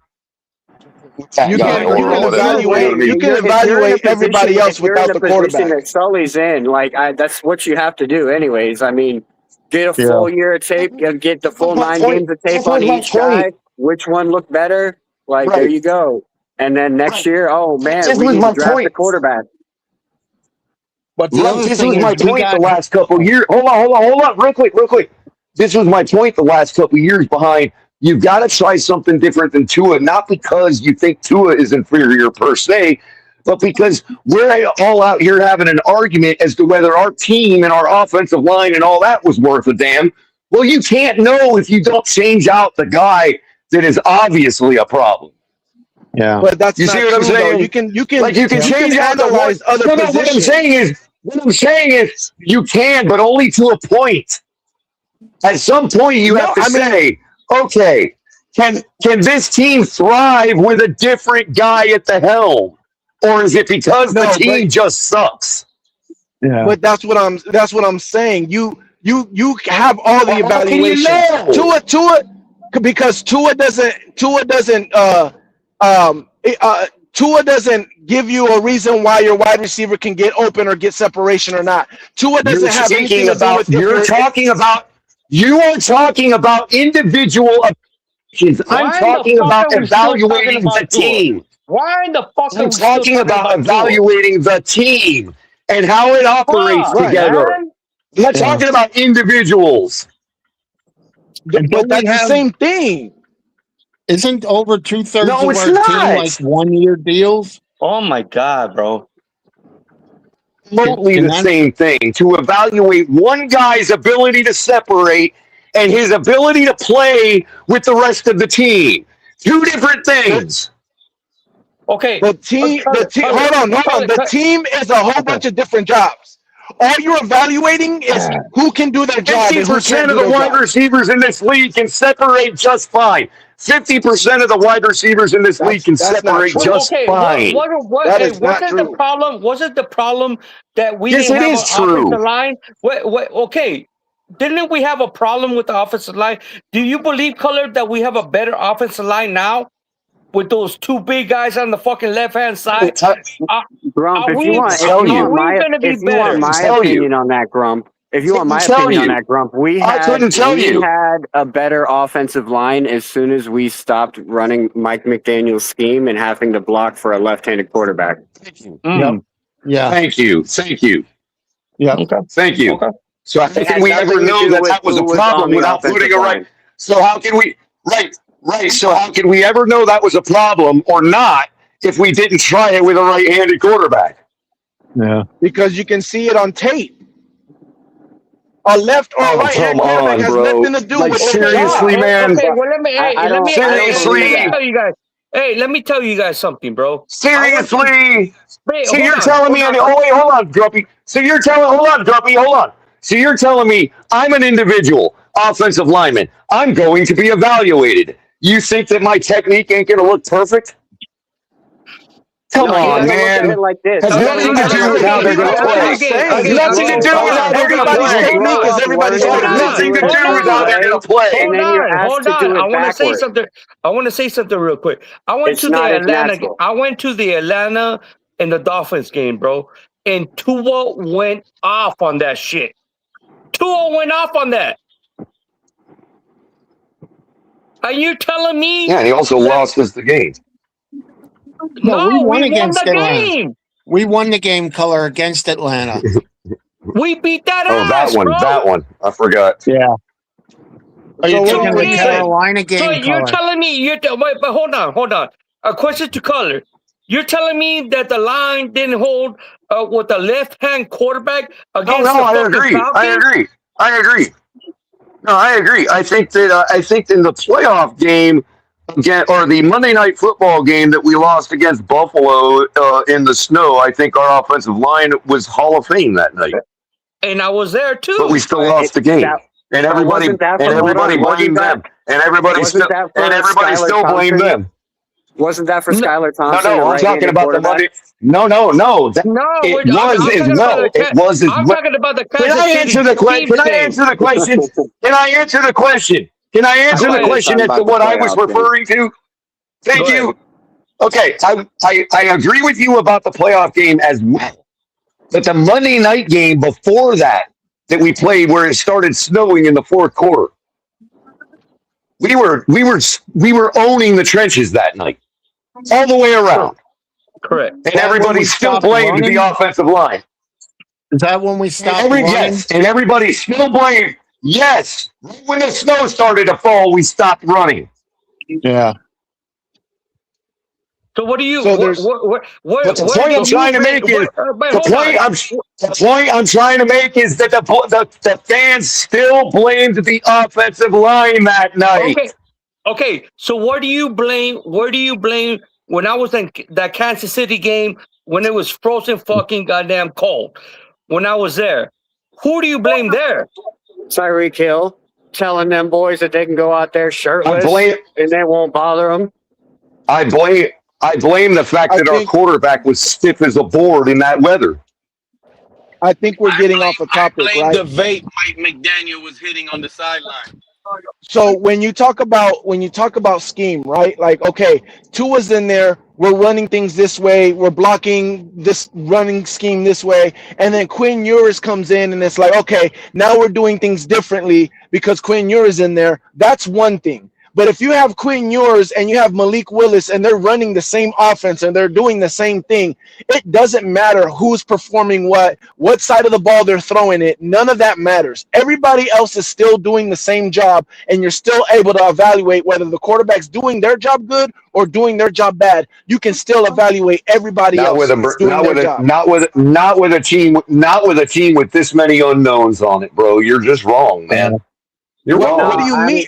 No matter who the quarterback is, their game is on tape. It doesn't matter who the quarterback is. You're confusing. Okay, but you're confusing what I'm trying to say, Real Talk. As always, okay, I'm trying to tell you that knowing that an offensive lineman has the skill by looking at his tape and saying, yeah, he's a solid offensive lineman, it means dick to me as to whether he's going to play differently behind one quarterback than another. He won't. There is no difference. Okay, whatever. So, whatever. Then why do we bother drafting quarterbacks? Why don't we just pick somebody up off the street? Again, you're talking about evaluating the team. Evaluating the players. Why don't we all just run the Wildcat? Why do we even bother putting Tua up under center last year? You're not making sense right now, Color. No, you're saying that we knew we had a good team. It was obvious, or we wouldn't have rolled with that team.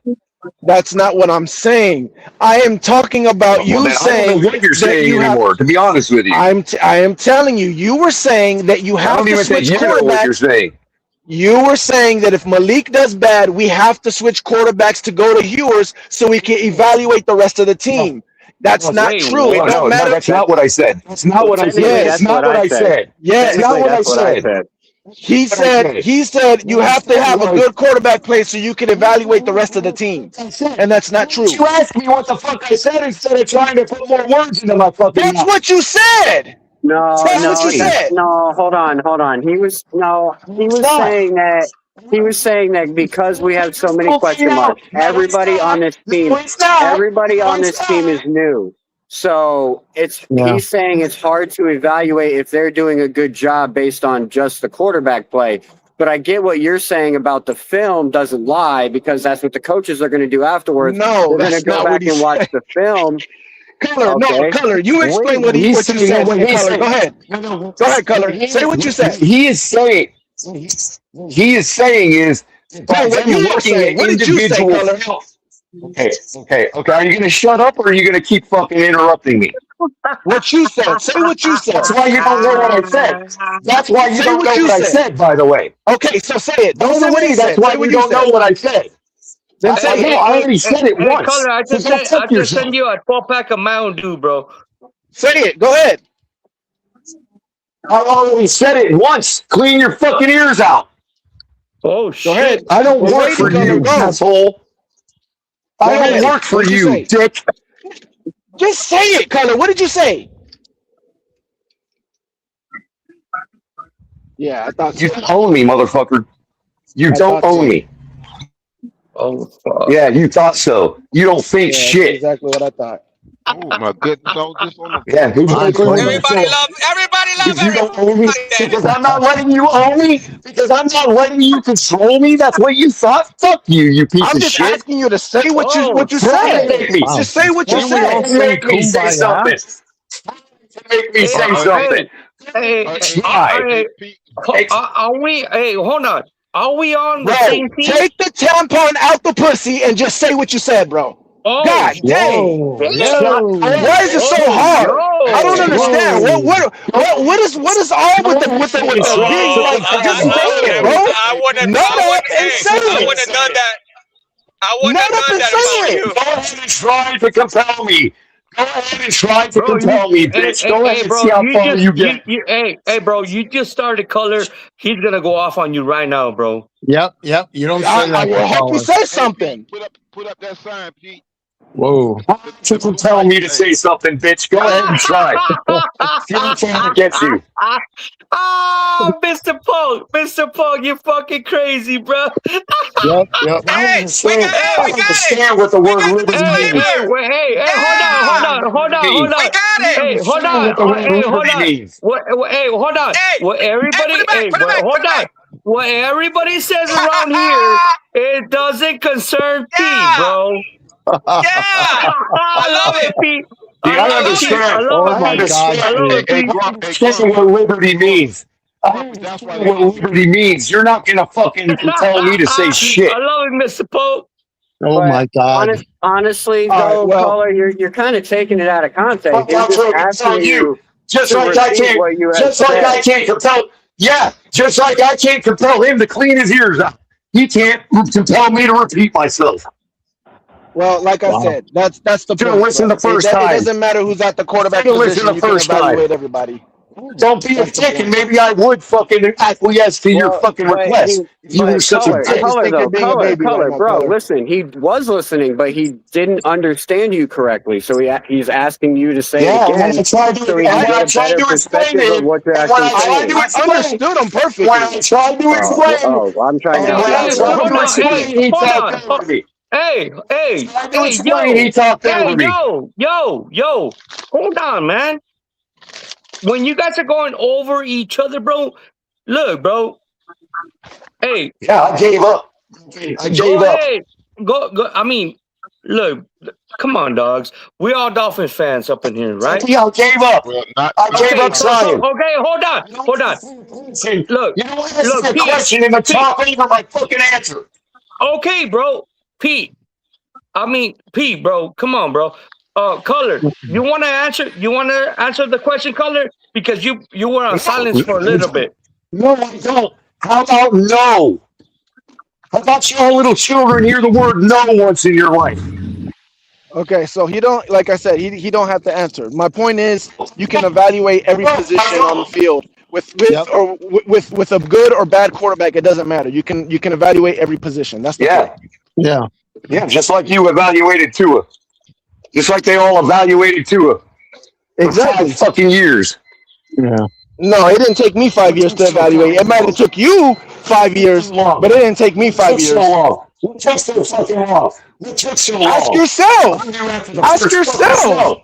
I knew after the first fucking throw. That's New York Jets.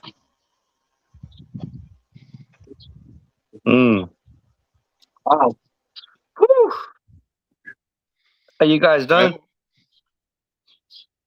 Color was the one on tour forever. That wasn't me. I was never on tour. See, I was never on I that wasn't train. on tour. Boone was the one. Yeah, okay, buddy. Like I don't have fucking 5 years worth of content refuting that. Okay, you're an idiot, bro. You're just a shit. fucking moron. Oh shit! Here we go. Prove it. Prove it, Color. Prove it. Prove You're it. a midwit. I don't got to Prove it. It's already Show me there. year one. Show me It's year already one. proven. Yeah, show me year It's one. already proven. Okay, give me a link. It's already there. Give me a link. You know where my Give channel's me a at. link. Where? You know where the fuck my channel's at. Don't play coy. No, I don't. The Finn's tailgate. Why would I know where your channel's at? Fuck you. Fuck you. Fuck you. That's bullshit. Now I'm gonna disengage. You're gonna sit here. You're gonna sit here and act like you wasn't on the tour train. Don't fucking do that. Don't do that, Color. All right, everybody calm down. Everybody calm down. Relax, breathe. Everybody breathe. Nah, Everybody breathe. that's the part. That's the part that y'all should be pissed off about. That's the part y'all should be pissed off about. Get along. All these dickwads that act like, oh, I was off the tour train a long time ago. Y'all gotta call that shit out, bro. You gotta stop letting these people slide. Hey, hey.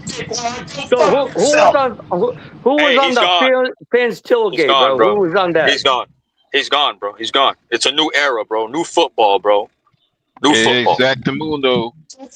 Who was on the Finn's tailgate, bro? Who was on the Finn's tailgate? Saying that shit. That's that bullshit. Y'all gotta People stop that fucking slack. literally threatening my life. Threatening my life for fucking being against Tua. Fuck you. Hey, join the club. You jumped on that wagon late, brother. Sorry. You don't get credit. Jump on Your what wagon late? He jumped on the Tua ain't shit wagon late. Who Color? Bro, Color. bro, he's gone. He's gone. He's not here. He's not here. Yeah, Mr. Paul. Yeah, Mr. Paul Color. Yeah, Mr. Paul Color. That's right. That's who he's talking about, Mr. Paul Hey, Color. man, hold on. Who in the fuck are you to be fucking attacking motherfuckers up in here, bro? Who the fuck are you, bro? He's passionate. He loves his Dolphins, man. I gotta give. Who in the fucking? He's trying to say I wasn't off Tua day one. Nah, bro. He's trying to say I wasn't off Tua day one. Who in the fuck are you to be playing fucking Color, bro? Hey. Who am I? Yeah, who are you? Who are I'm you the guy that was playing right. fucking Color like that, bitch? I'm the guy that was Now, right. What the fuck you are, bro? I'm the guy that was right. This guy's like the other dude. I'm the guy that You're was a right. fucking moron, bro. And everybody on this panel knows you're a moron. Everybody on this panel knows you're a fucking idiot. Listen, I can be an idiot. I can be all that as long as I'm right. You As long calling as me I'm an right. idiot? You calling me an idiot? Hey, Mr. Paul. No. Hey, Are Mr. you Paul. calling me real an talk. idiot, bro? Hey, Pete's tags back, baby. No, I'm following real talk. Are you calling me an idiot, bro? Are you fucking calling me an idiot, bro? Football's back, baby. Let's Fuck go. you, bitch ass motherfucker. Hey, call me a fucking idiot again, motherfucker. Idiot. Let me go. Fuck you, bitch. Real talking idiot. Hold up. Let me talk. Okay, let me say this.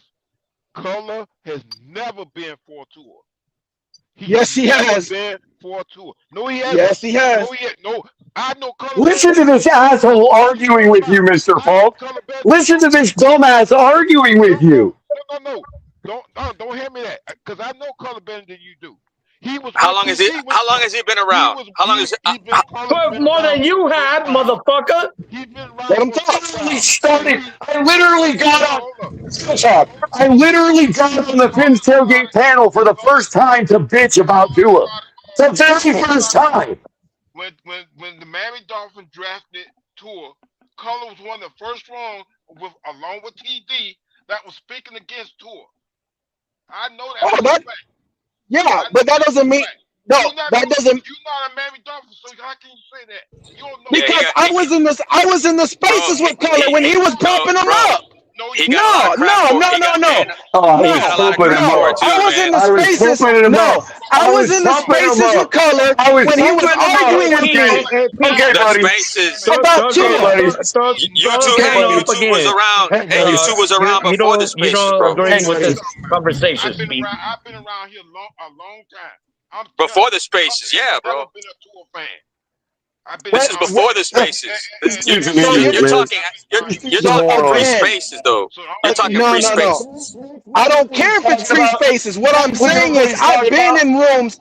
No, I've been in rooms where colors talking shit to me because I'm talking bad about Tua. I know, but you weren't here. You weren't here at the time. You weren't here at the time. We were. It doesn't matter. No, if he switched, it doesn't matter.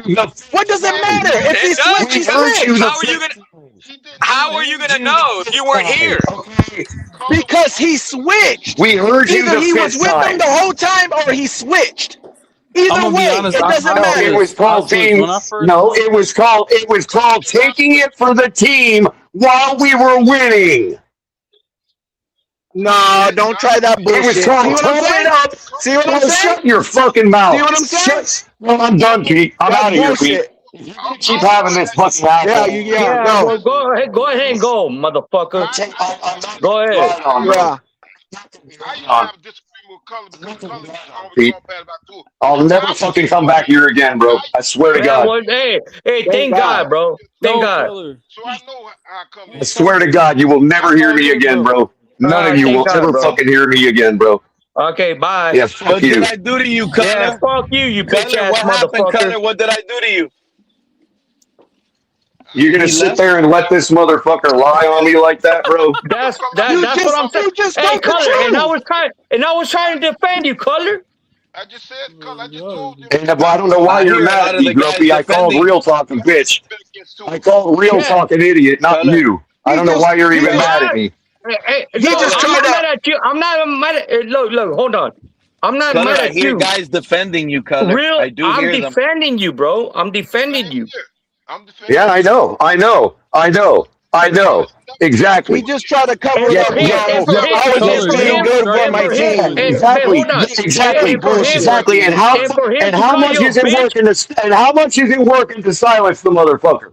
How much is it working? Why do I? I'm not going to sit here and listen to this motherfucker from Just leave. Just leave. I'm not going to sit. But again, Color, Hey, die. I defended you, bro. I was saying, fuck this bitch. Grumpy, That you're not was listening my to me. first words, bro. There's been plenty of time. There's been plenty of time, Keith, where my Bucks are doing good, and I sit there and say, "Yeah, I still don't think Baker's a good quarterback." I am not going to sit here and have my honor insulted by a Then fucking don't idiot. leave. Get the fuck out of here, bro. Take your tampon and leave. I am. Fuck you, bro. I am. And I'll remember you said that, Grumpy. Oh my God, Pete. Oh my God, Pete. I'm never gonna come up in this space. I'm never gonna fucking get the fuck out of here, bro. Like, quit doing that. Color's my boy. Hey, quit doing that shit.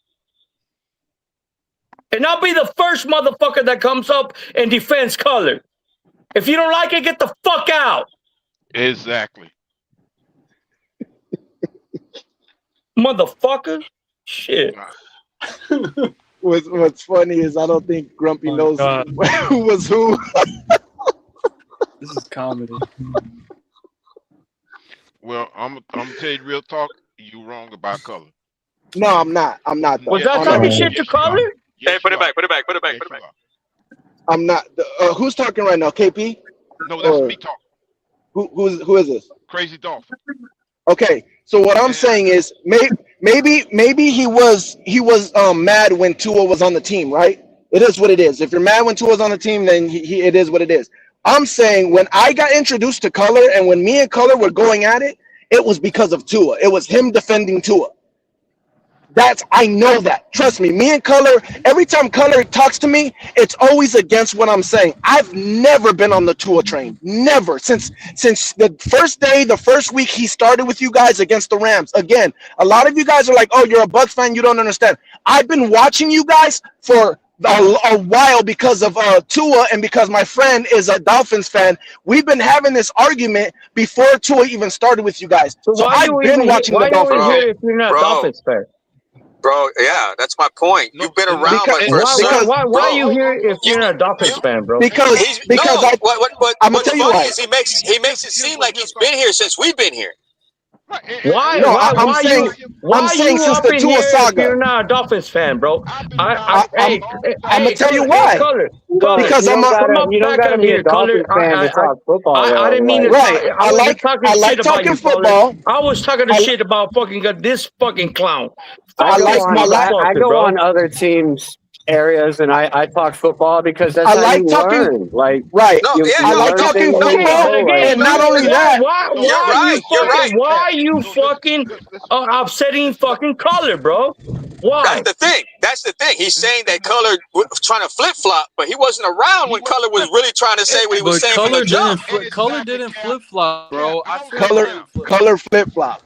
No, he didn't. Because I was defending Tua. I remember when I first came on this channel, I was a Tua-neer. I was a Tua sexual. I ain't gonna lie. Color got a lot of was crap for arguing it, man. against me, bro. He got a lot of crap for it, bro. Exactly. Same thing with me. I remember. And that's probably why he flipped once he got a lot of crap at him and Tua started doing good. He probably flipped then. But I know when I first was introduced to color. You're playing recency bias. Again, bro. You're playing recency bias. What do you mean? You don't What do you mean? Hey, hold What do you on. mean You recency don't talk bias? shit about. Hey, you don't talk about my man when he's not up in here, bro. You don't talk shit about my What do you man. mean recency bias?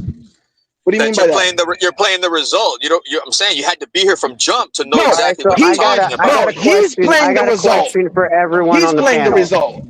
I got a question for everyone on the panel, and I want to hear everyone's answer. Who do you think by the end of the season? Who do you think is going to emerge as our wide receiver one? Malik Washington. That's a good question. Boy. Shit. Malik Washington. That's like you could pick it out of a hat. Pick a name out of a hat, and you That's easy. That's easy. Who's wearing that number one? I don't mean no Who's disrespect. wearing that number one? I was trying to talk to this dude, Color. No, hold on. Hey, Color. I wasn't talking about you. I was talking about this fucking clown. You know what I mean? Here's the thing.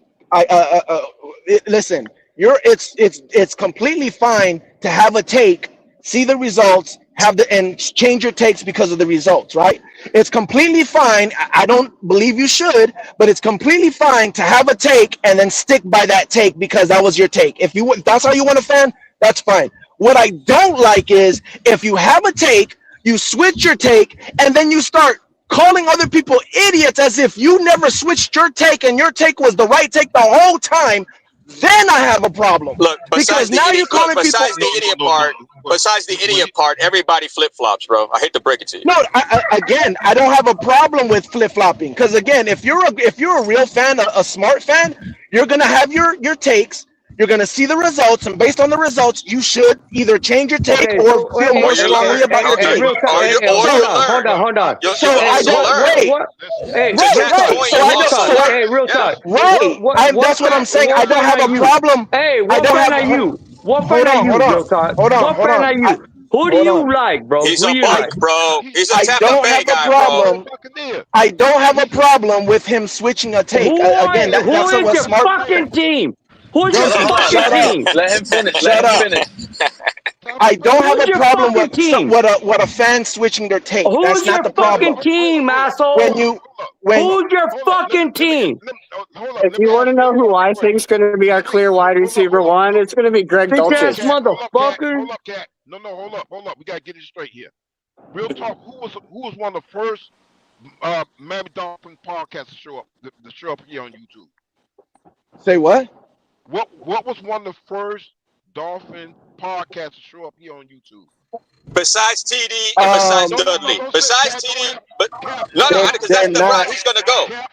They're not the first. I knew about what was it? I think it was called Real Dolphins, Real Lakers or something like that. It was a Dolphins / Laker fan. There was D1 Chosen, and there was what do you mean? No. Go ahead. Do you know about the TTC?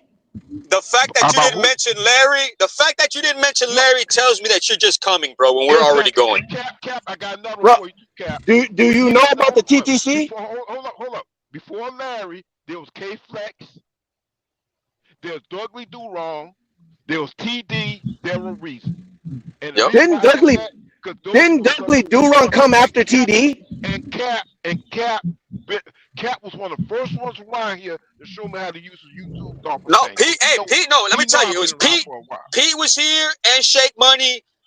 Who else was number one here? Like for a while, bro. For a while. EM. Did Dudley? Wait. Did Dudley Durant come after TD? I mean, you should know. Yeah. Hey, Yeah. To be fair, guys, I've been a Dolphin fan my whole life, and I couldn't tell you anybody beyond. I already told you. I've been on these YouTube streets since 2012, 2011. I get it. I'm trying to make a point with him. I've been in the YouTube streets since 2011, 2012. Yeah, to be exact. Don't forget about. Don't forget about Batman. Don't forget about Lewis. Don't forget about Batman. Don't forget about Lewis. What they were doing, I'm saying, bro. No, they weren't around yet. They weren't around yet. You're Don't bringing forget up about stuff the that's current, bro. AFC boys. Again, Lakers fan, Miss Fins wasn't around either. Lakers fan, TD wasn't even around yet. What the fuck is wrong with this guy, bro? He don't know what he's talking about, man. He don't know. What the fuck is wrong with this guy, bro? He's just finding out, bro. It is what it is. But to call somebody out after not knowing who they are after a amount of years we know the guy. Man, get the fuck what out does of that here, have bro? to do with switching sides of what he's talking about, bro? Because the guy went through a lot, bro. We all went through a lot because of that era, bro. You don't know. If you weren't there, you wouldn't know. Again, I was there again. I don't care about switching sides. That's not my problem. My problem is not, He did switch sides. He switched sides. And he didn't, bro. He switched sides 3 times. Oh my God, if you said that he went, can you honestly, bro? Can you shut the fuck up? Can you shut the fuck up for a little bit? Just a little bit, bro. Can you shut the fuck up for a little bit? Are you gonna say respect something? the motherfuckers? Hey, bro. Like, goddamn, bro. Chill, bro. Again, Real if talk. you say I he came out, switched, real talk. go ahead. I was the one who switched. I was the one. There's no problem with switching. All right, okay, let's forget it. Can we talk about something else? God damn, bro. You guys give me a migraine. Bro, I just smoked.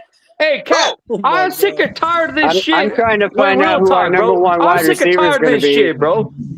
Maybe you should have fucking left instead of fucking goddamn Color, bro. Cap, Color's my boy. Cap.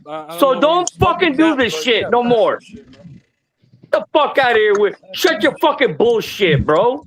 How about some gelato 33, bro? You guys are like, bro. Come on. Get the fuck out of here. Bro, Bitch Cap ass said Greg motherfucker. Dulcich is going to be our number one wide receiver. Number one, bro. I did Number say one, that. bro. I did say that. Bro, there's nothing wrong with that. That's crazy. I'll take it. I'll play a ticket on that. I'll play a ticket on him. A week. You talking about week one? Week one? Possibly No, week one? I'm talking about like by the end of the season, he's going to be the receiver with the most yardage. No. Let's calm down. Let's calm down.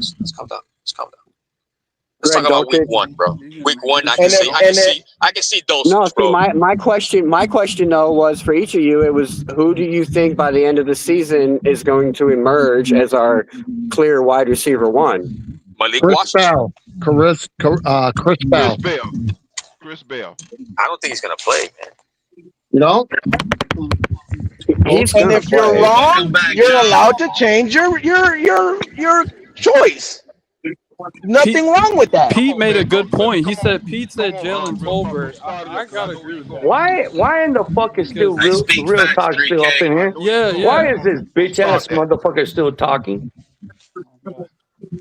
Why are you still? Hey, Bro, why are you? Tolbert was Hey, behind why are CeeDee you Lamb. still talking, bro? Why are you Grumpy, still can I- talking? You want me to tell you why? Nah, if we're keeping it to wide receivers, though, I gotta say Chris Bell I'm in it as well. with you, bro. I'm in it with you. I gotta say I'm in it Chris with you, Bell as bro. well. I'm in it with you, bro. I like Chris Bell. Why are you fucking still talking? Disclaimer. I love talking, bro. That's what I do, bro. listen. I love talking, man. It's a thing that I do. Yeah, I don't know how to stop you talk sometimes. fucking bullshit, bro. I You calm talk down. bullshit. I You calm talk down bullshit. and I understand where you're coming from, and I want to say this with complete like humbly. Let me humbly say this. I will humbly say this, and with all the respect in the world, I will say this. Shut the fuck up, Grumpy. Oh, Just shut up, I bro. love how Pete put the disclaimer out before he said. that's I love it. I I love it. It's appreciate it, beautiful, bro. and I That's appreciate beautiful. it. I apprate it. Thank you. Yeah, Can well, we move on now? That was like the let me most Can we move random on now? tell you handshake something, ever. bro. Let me tell you something, bro. Let me tell you something. God. You're fucking bullshit that you fucking talk all the time and Hey, you Grumpy, going after Grumpy, fucking Cully, all what's this your bullshit, bro. Bro, look, it don't what's your matter, favorite wide bro. receiver? It don't matter. What team do you go for, bro? What fucking team do you go for? He's got it What right team there do on you his go for, logo. bro? What are you Who's talking your about? guys' ex? Do you guys have an What do ex, or you do you fucking not go have an for, ex? bro? You fucking dumb fuck. Grumpy, he's What are got you it right going in his for? profile picture. Grumpy, we're trying to talk football now. Joe, where you at, Joe? I'm in Taiwan. Oh, konnichiwa. So when you ask the question, is it about who's going to be your number one target or who's going to be your ex? No, like who's going to emerge as our clear wide receiver one? Like Okay, the so your number one target. Okay. Yeah. I still think That's it's going to be it's Chris kind of Bell. hard. That's a hard question. Who was your highest drafted receiver? I would take my ex, bro. I would take my ex. Wait, why is everyone slowing down now? Everyone was sucking on Caleb Douglas's nuts before, and now no one's going to come out and say that? Right. I thought he was Megatron. Okay. Joe, who you got? Let me explain. Okay, go ahead, Cat. Okay, my thing is Malik Washington is nice, bro. I think Malik Washington can hold his own, but they're gonna have to showcase some. They're gonna have to showcase somebody besides Chris the Bell. I mean Douglas is gonna have to start, bro. He's gonna have to preseason. Yeah. Yeah, and they're showcasing him with other rookies, bro, like first rounders, acting like if he's supposed to be legit. Well, if he's not, we got an issue with our GM and coach. No, I'm not gonna argue that. I'm not gonna argue. You know who I wanted. Who did you want? I wanted Brazel or Hurst. I agree. At that spot, I would have taken both those guys over Douglas, but I wanted us to go receiver earlier. I wanted us to go Boston or Concepcion, and go figure the Browns got fucking both of them. So who do you think is going to emerge as wide receiver one, Joe? I would say it's going to probably be Tolbert, but and the reason I say that is because I think Douglas is going to end up in a big blocking role. I think they drafted him to block for Achane and Willis.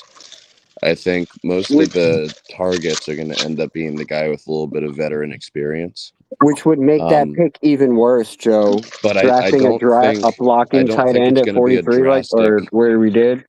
Well, hold on. I don't think it's going to be a drastic difference. I think it's going to be spreading the ball out on this offense. I don't think there's going to be like too much of a clear-cut one. I think it's going to be rotated. A lot of players rotated. I think they're going to focus on spreading the ball out. So, yep, I'm 100% is good.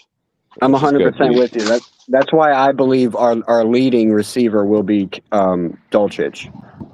It won't actually be a wide receiver. Yeah, I mean, I don't know how much Malik used the tight ends in the past, and I don't know what Slowick plans to do with this offense. But well, I heard a stat.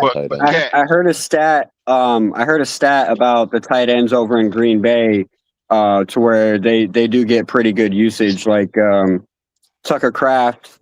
Averaging like 700 plus and yards. They draft heavy at tight end too, but this is in Green Bay. Halfley was a defensive guy, and Slowick has already been here. So, but here's the thing, Cat. Let's not forget that the tight end Sims is from Green Bay, and does have connections with Malik. But no, like Joe nailed it on the head. Joe nailed it on the head when he said that this offense is going to be split up. Like we may not have a It could be single Achane. receiver that Yeah. goes over 1,000 yards. You know what I mean? Like all of our Achane could receivers be our might be leading like receiver. 700-800 yards and under, but you have like 10, 11, 12 different guys that are receiving the ball throughout the year. Reminds me of the 08 You know what? Dolphins when we made the playoffs. I with don't no even think real we're done receiving with wide threat. receiver. Post June 1st, we might pick up a receiver, a starting caliber receiver. Did y'all see what Rashi Rice is in trouble? 30 I days? guess he He tested. was smoking No, weed but on hold on. There was probation. two. Dumbass. Yeah, but there was Retarded. two reports that came out. Well, the first report that came out was that he violated his probation for marijuana, but he Who y'all actually talking about? Rasheed Rice. He's got to Rashi serve Rice. Oh, 30 days in jail. But that was actually Yep, part I of heard his that plea too. deal when he But it was pleaded supposed to be not guilty. deferred. Welcome back, The Fred. time Well, in yeah, jail he was was gonna supposed to do be that deferred regardless. Isn't it? to like a later time. It was hot and heavy, man. Ooh. Let me ask you. But I think that Let means me ask you. if he's missing any ask the time, I panel a think question. Kansas City is going to have hell. Let me But ask the we panel a might see question. Tyreek Hill. If there Yeah, was yeah. what position do you think? Well, not what they think. What position do you think your team should address post June 1st? Edge. Oh, Edge rusher. I still edge think corner, rusher, cornerback, edge rusher and cornerback for me. or maybe even safety. I'm not really sold on the Position safeties what? we Which grabbed. position what? What's the question? What position should you address for your team? What position you think is With best post to June address 1st money. post June I think 1st? for us, honestly, I still think it's wide receiver. I'm not really sold on Douglas. Cornerback. Who's still out there in Yeah, the same here, market? cornerback. I mean, I say technically Debo's still out cornerback and there, edge. but Yeah, but isn't Debo like 32, 33 yeah, now? he would be super expensive. No, I mean it would just be a 1 year deal. Like you're just you just be Yeah, but bringing him Debo in for might the not year. take a 1 year deal. Yeah. He may not take a 1 year deal. Yeah, no, I know, especially for cheap too. Yeah, I don't know who's out there floating still besides Tyreek Hill and Debo. No, what Pete was, I think what Pete was, somebody was saying that after June 1st, some of these teams it's going to be like a second free agent, not second, third free agent thing going on where some players may be available. I think that's what But yeah, the post somebody June was saying. 1st cuts. But Yeah. usually, Right. don't they usually Right. don't they usually cut the guys and like designate them as post June 1st? Like we'll know ahead of time. But let me ask you guys, how much does anybody actually know how much money we're actually going to have to play with after I don't signing our rookies and our UDFAs? I have I don't no know. idea. Like about 11 or 12 million. 11 or 12 million. So what can we really get with that? I'm telling you guys right now. We could bring Safety. Rasul June Douglas 1st, back. we pick up that Lion guard that they were talking about, Tyler Decker. Oh man, if we pick up an offensive lineman post June 1st with the little bit of money we got, I don't know how to feel about Yeah, this. we don't have line. any depth. We don't have any depth at the O line right now. If one guy goes down, it's a massive hole. That's not true. We got guys for depth. We got Charlie Heck and we got Jeremy Salyer.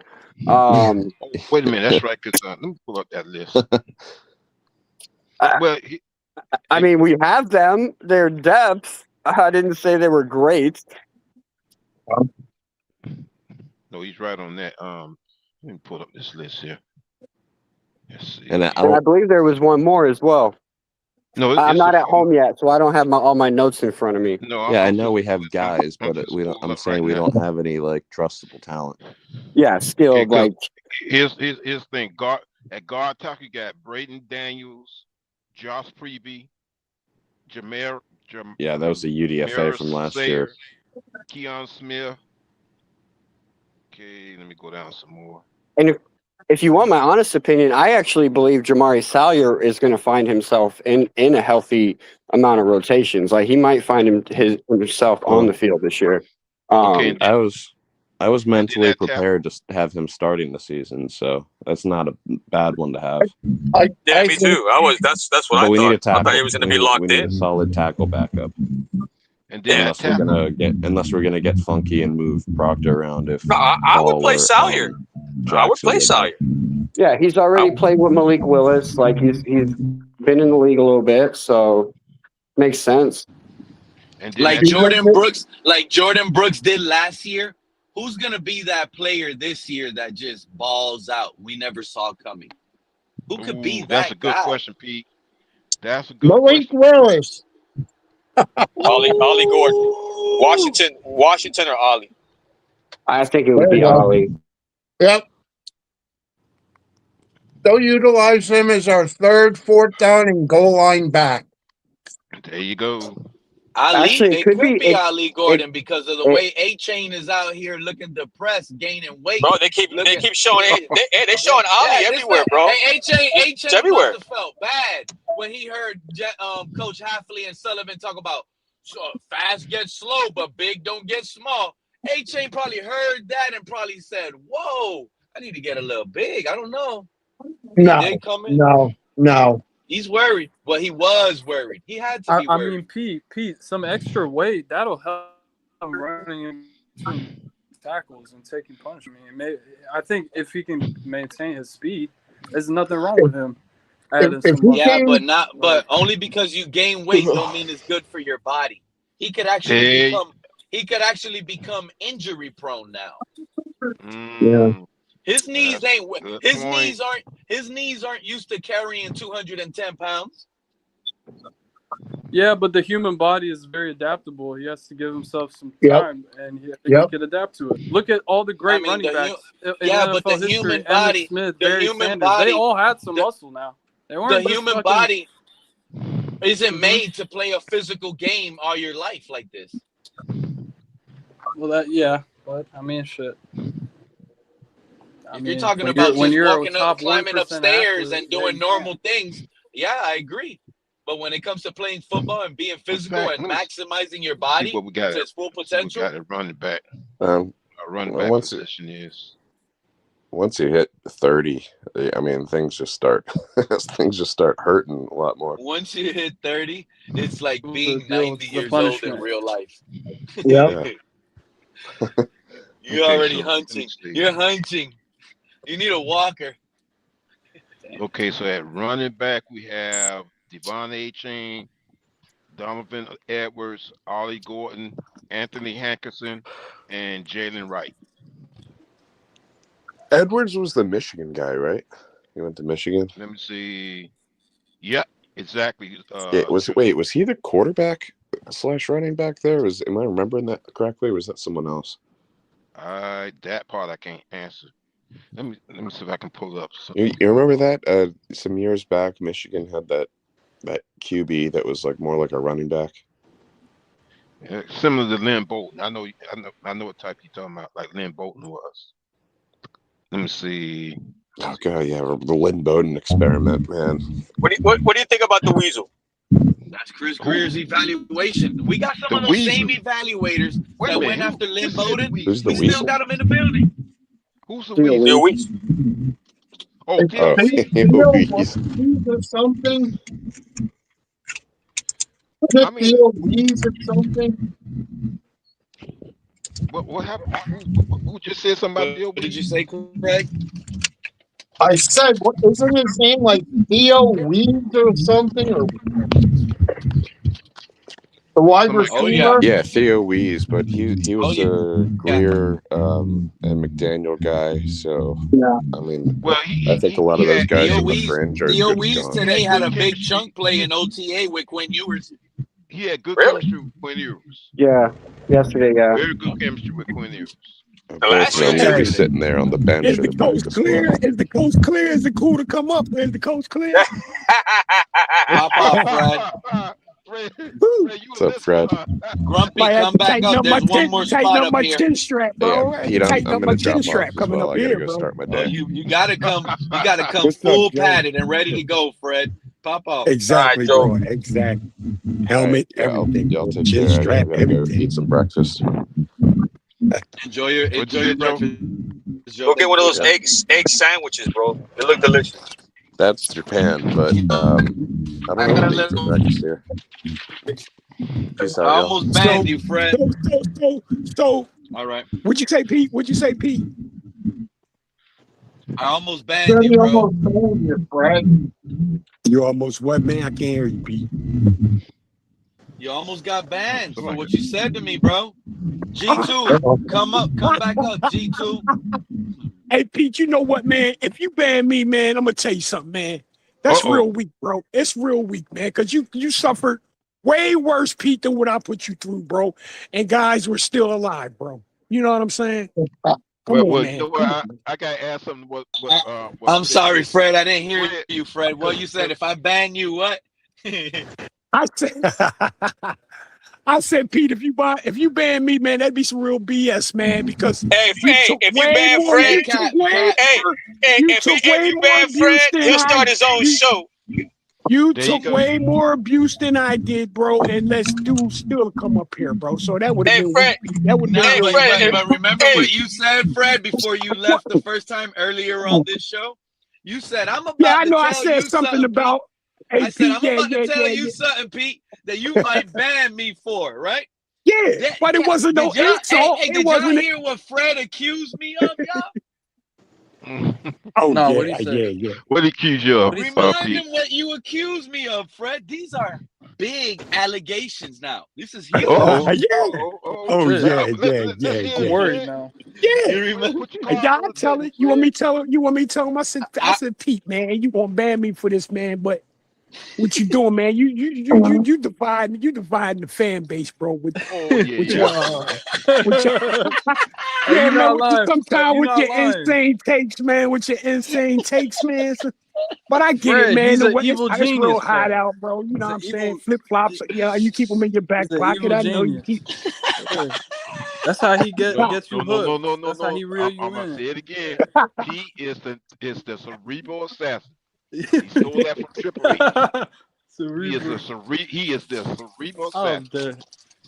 Hey, people, So that's some baby stuff. That's some baby stuff. Accused of splitting up the fan base. This is wild. You are, bro. You are, bro. Low key. Hey, Pete, man, I didn't know you was gonna take it that serious, bro, man. But no, it was funny to me. I'm just happy you're back. I'm messing with you. Yeah, man, I'm messing with you too, Pete, man. Messing you're with one you of my too, favorites out here, Fred. Thanks, Pete, man. Thanks, Pete. This is no disrespect. You gonna always be my guy, man. You gonna always be my guy. They didn't want you around, bro. And I felt like, and I felt like, I had a home for you, man. I brought you home. I got Pete. I got news. Hold up, Fred. Pete, I got news for you. The Fans tailgate, man. Fred's been up over there a few times, and oh my goodness, man, he got him a home over there too. Yep, Fred showing up on some of these. So he got banned? No, we gotta come up with a Fred's Facts segment. Like Fred's Facts. Oh, you know what? I like that, bro. Fred's Facts. Oh. Hey, we could call it Broken Jaw something. No, man, no. I'm still waiting. I'm still waiting for one of the haters call out Fred and bring up when Fred was wrong. I'm still waiting to see when Fred was wrong. Well, they're gonna get their jaw broken. Hey, man, Pete. I don't think my guy never been wrong. Hey, Pete, I can't go in like that no more, man. For my health, what I'm going through now, man. Hey, man, I might have about a good 7 seconds in me, then I got to shut it down, bro. You can't get that blood pressure up. That's right, bro. I get off for about 7 seconds. Hey, no, I get off it's for about for real, 7 bro. seconds It's work. and turn off the mic, bro. That ain't no joke, man. I don't care what age. Yeah, high blood pressure. You got blood pressure issues, man. Blood pressure, bro. I got lung problems now, man. From work, bro. Lung problems from work, man. I'm all fucked up. You gotta do squats, deadlifts, bro. You gotta go to the gym, Fred. Clear your mind, you know. But I feel you, Fred. Some of these 2 and years go for a walk, so bad, bro. What I really learned is for what, bro? Go in for what? what's the point? You know what I'm saying, bro? Going back and forth. You know what? It ain't no You're point in right, it, bro. man. Ain't no Especially point over the in it. internet You're with right. For people you what? don't know. Like, Exactly, man. Exactly. like you Why? gonna die over that shit? Yeah, Come on. we should have never Like argued you with know, those like two ears. We should have yeah, just man. sat Like back and laughed. insulting families and kids and wives. That's not me, bro. If you get that out of me, bro, you have to really have, you know what I mean, tick my nerve or something. You have to really have pushed me, bro, if I ever did that. And if I ever did that to anybody, I'm gonna say this here, man. I apologize. Man, it's all good. If you're the guy that I did it to, Bro, we you know what I'm saying? passionate. I apologize. We all passionate about the Dolphins, Fred. Hey, That's no, what, but Fred, think about it, that's all Fred. it is. True. Fred, think about it. Have you really What's up, gotten to Cat? that point? Have none of us have any of us really gotten to that point the past 5 months? Like, Not I 5 think it's months. been No, pretty. man. No. It's been pretty good. It's. I mean, the most part we're arguing about what? Maybe freaking what? Not having primetime games or something, but. Oh, we don't. I don't care about primetime games, Cat. Yeah, You know I'm what I mean? glad we don't have Cat, primetime. we suffer. We ass on primetime. I don't want to be on games. primetime. Everybody can agree with that, right? We're ass on primetime games, bro. This shit is embarrassing. Right. Exactly. Fred, right on that, boy. Good. Yeah, I'm Them good. prime games, man. I try to find something else to watch. Hey, on TV, we like could get. Oprah Hey, Zero we or can. something Hey, like we can still get one, possibly. that. I hope we get. No, we're better off now. No prime time games for a while. You remember what happened last year with the Packers game? If we get Scored one like late, 3 that means points. hey. If we get one late, that means we're doing something right. I'm not gonna lie though, primetime games at the stadium are pretty nice. I'm gonna miss. Yeah, but it's too much pressure. It's too much. It's a young team. We don't need that type of pressure. Yeah, man. We don't need to. We need to suck ass in silence, like the Titans To be did last year. to be honest, we had a lot last season, though. Yeah, we did. We got embarrassed a lot. I think they took a couple away from us. Really? Yeah. We had one against the Packers. That's all I remember. I know they flexed one away. And I don't care much for no Hard Knocks neither. I don't watch Hard Knocks when they start doing that. I do not care much for Hard Knocks.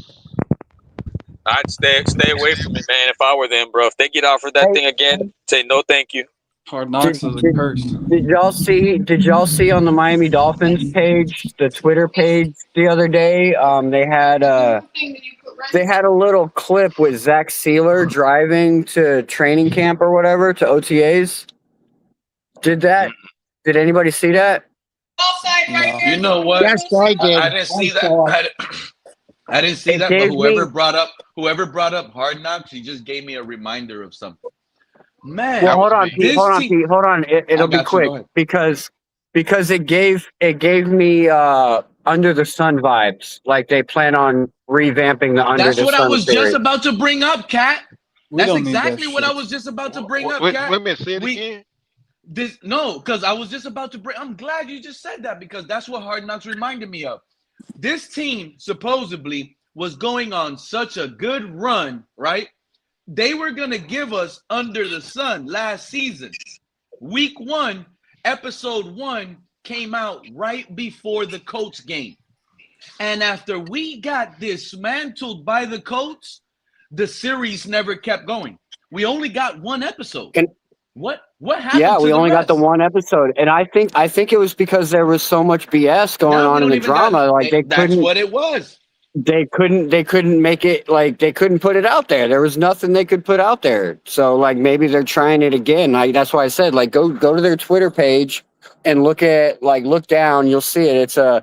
It has Zach Sealer in the car, but it gives you the Under the Sun vibes. Like they're already filming they're trying it again. I'm tired of this. Because I'm not gonna lie, bro. That Under the Sun, that first episode, bro, that shit was good, man. It gave you the goosebumps. good, man. but bro, That camera makes the camera changes people, man. Stay away from that shit. Stay away from that shit.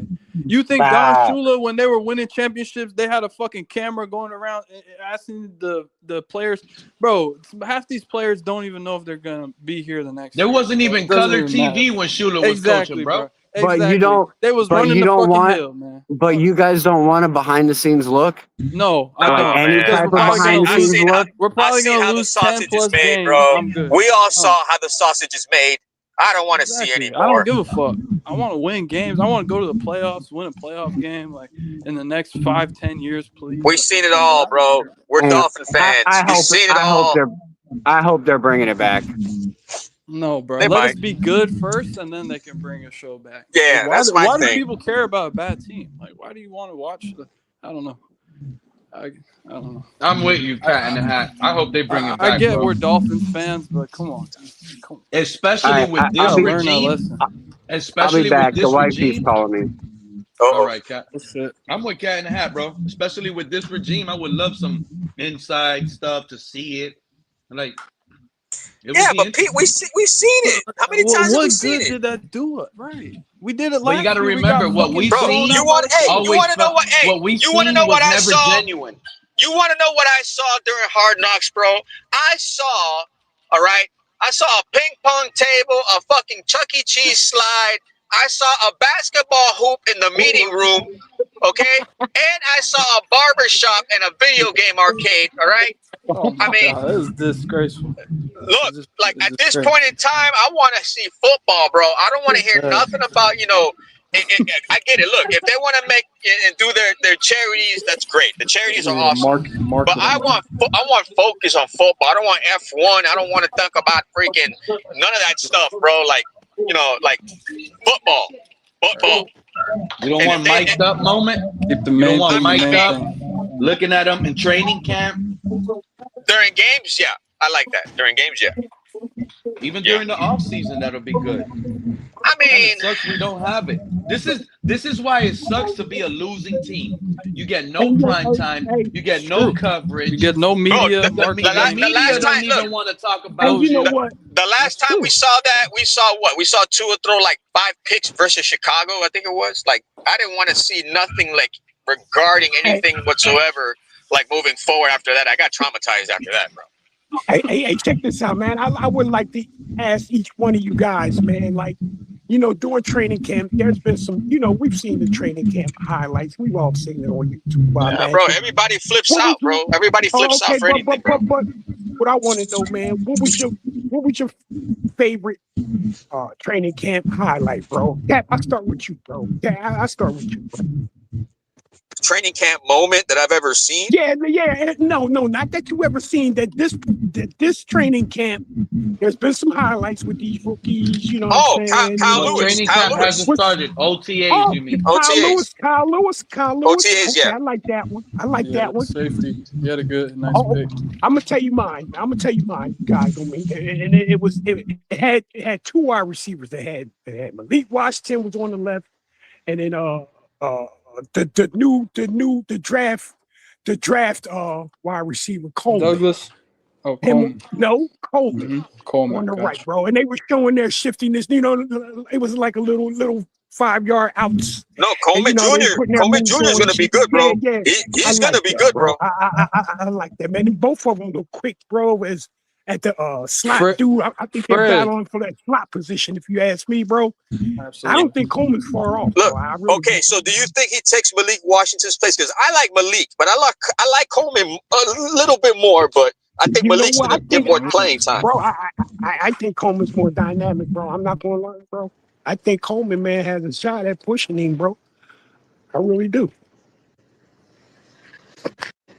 I mean, Malik he does everything, bro. Yeah, he runs back kicks. He's in the slot. Yeah. He's played outside. Exactly. He's good, and he's small, bro. Yeah, he's small, Cat. But Cat, I'm not worried about that, bro. It's the slot. Slot dudes are usually small, bro. We all know this. Yeah. But this guy's got skills, man. You know what I'm saying? This guy's got skill. I don't care if this slot dude is small and quick. You know what I'm saying? He can bail you out. He can bail Malik out easy, bro. Easy. Yeah, he's easy bail out for Malik right there, bro. That slot. He's a little bit taller than Malik, and he's the same size as Podge. But I don't think he's taller than Malik. Mr. Park, I don't think he's taller than Malik, bro. Yes, he is. He's 5'10". Malik is 5'8". What? Yeah, Malik is 5'8". Are you sure, man? Malik Washington? Oh, okay, Malik Washington. Oh, okay. One's 5'8", one's 5'10". Oh, no Malik big deal, bro. 5'8". Taj Washington is 5'10". Oh, you know, I Coleman, can't go by that, Mr. Park. I'm sorry. and 5'8", Coleman is 5'10". 5'10". Okay, but guy is still dynamic. If you ask me, bro, running Oh, back of course, but punts.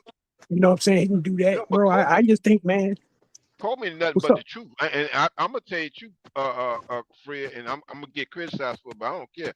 I kind of like Coleman almost good as Khalid. That's who? Almost as good as who? Khalid, the tall wide receiver we picked up that we drafted. Oh, you talking Caleb? You talking about Caleb Douglas, Mr. Park? I'm sorry. I shouldn't say Khalid. I mean, Caleb. there's that, Mr. Park, but I'm sorry, man. But I'm going to go with that size on the outside. However, on the inside, bro, you know, I mean, I like what I see in Coleman, bro. I really do, Same man. here. He's shifty, man. He is, bro. Very shifty. So if there's a true battle, bro, man, I want to see that battle right there. Malik Washington and I forget his name, but Coleman. You guys know who I'm talking about. Coleman Jr. You guys know who I'm talking about. I don't know the first name right off the hand. But there's a true battle right there, bro. Yeah. I think Coleman's gonna knock Malik Washington off. You know what? I don't want to hear about no names or who's been here the year before and all that shit. I don't want to hear none of that. If the guy is more skilled, man, that's what you do. Exactly. That's what you do. Exactly. Competition. Exactly. I think this guy will bail out. This guy will bail Malik out easy, bro. Easy. There's an easy dump off right there, man, to the slot dude. And possibly, man, go further than that. I think Coleman is that dynamic, bro. I really do. I didn't even know I was on mute, but I'm glad you said that, Fred. Because remember those little you were on mute. Yeah. I'm glad he said that, because remember all these little short routes we got mad at. It was all because it was infused in for Tua. That's what he could have only done. If we're killing it with the short game now, and we know our quarterback isn't limited and he has a strong arm, but we're winning the game because we're throwing short throws, that's acceptable. Checkdowns is completely acceptable. Yes, it is. Yes, it is. You know, I don't care who does it. Quinn, Malik, if they're checking it down and we're moving the ball and we're scoring points and winning, the arm strength isn't a question mark. So obviously he's checking it down. It wouldn't be AP. It wouldn't be called a check down if quarterbacks didn't do it, bro. It wouldn't even be called check down if all quarterbacks didn't do it.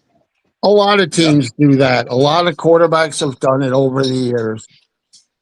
But not at a high rate as our previous quarterback. Exactly. Good point, Pete. Hey, Pete, I like that one right there, bro.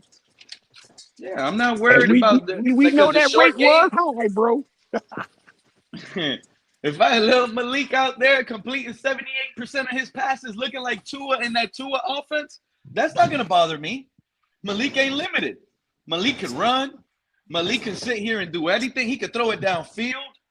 Exactly. So you telling me we're using the same Mike McDaniel offense? That's right. I want you guys to understand we can't go against quarterbacks in our division if our quarterback is just a sitting duck and just ain't going to make plays with his legs. No, we got to match that intensity, bro. You know what I'm saying? We have to have that opposite team thinking about what our quarterback may be taking off and shit, bro. That evens the playing field. You feel me?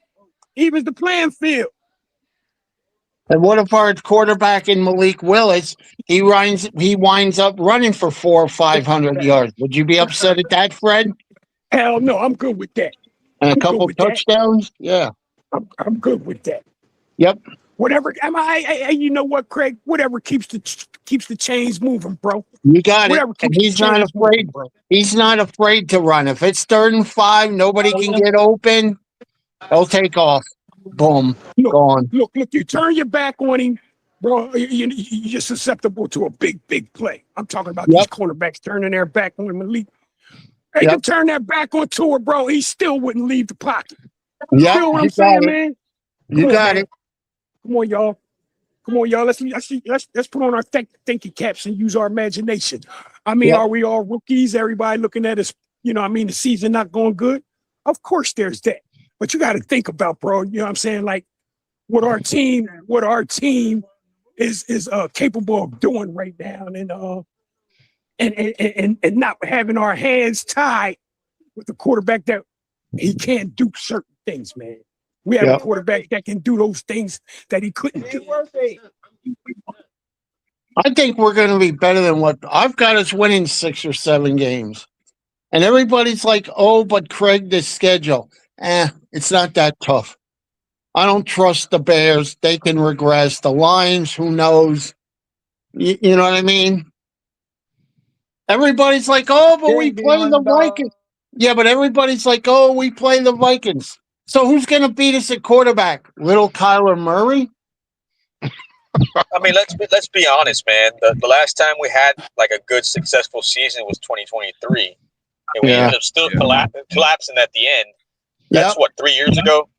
Yeah. So, I mean, can it get any worse? My question to you guys. I mean, how long was that going to stay sustainable, Cat? You know what I'm saying? That 2023, it caught everybody by surprise, bro.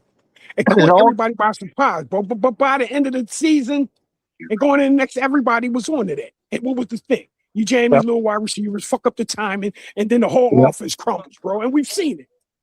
And not only that Tennessee Titan game screwed us over for the division. We win that, we win the division. That Buffalo game wouldn't have meant squat. Yeah, but it's not the Tennessee Titans that ruined information. us. Cough, cough. It was Tua that ruined us. Yeah.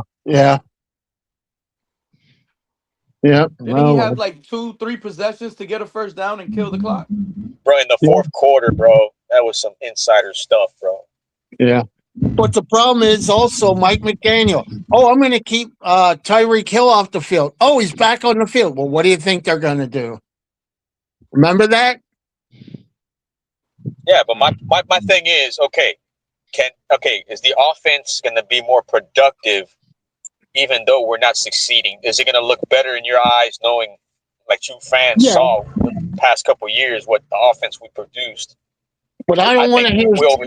We oversold it, in my opinion. I mean, let's just be real. Like last season, there's proof enough. But if we go out and we lose to the Raiders, hang on. If we lose to the Raiders, I don't want to hear a certain person say they should fire the coaching staff. We know who that is. I'm sorry. I don't care about none of that, Craig.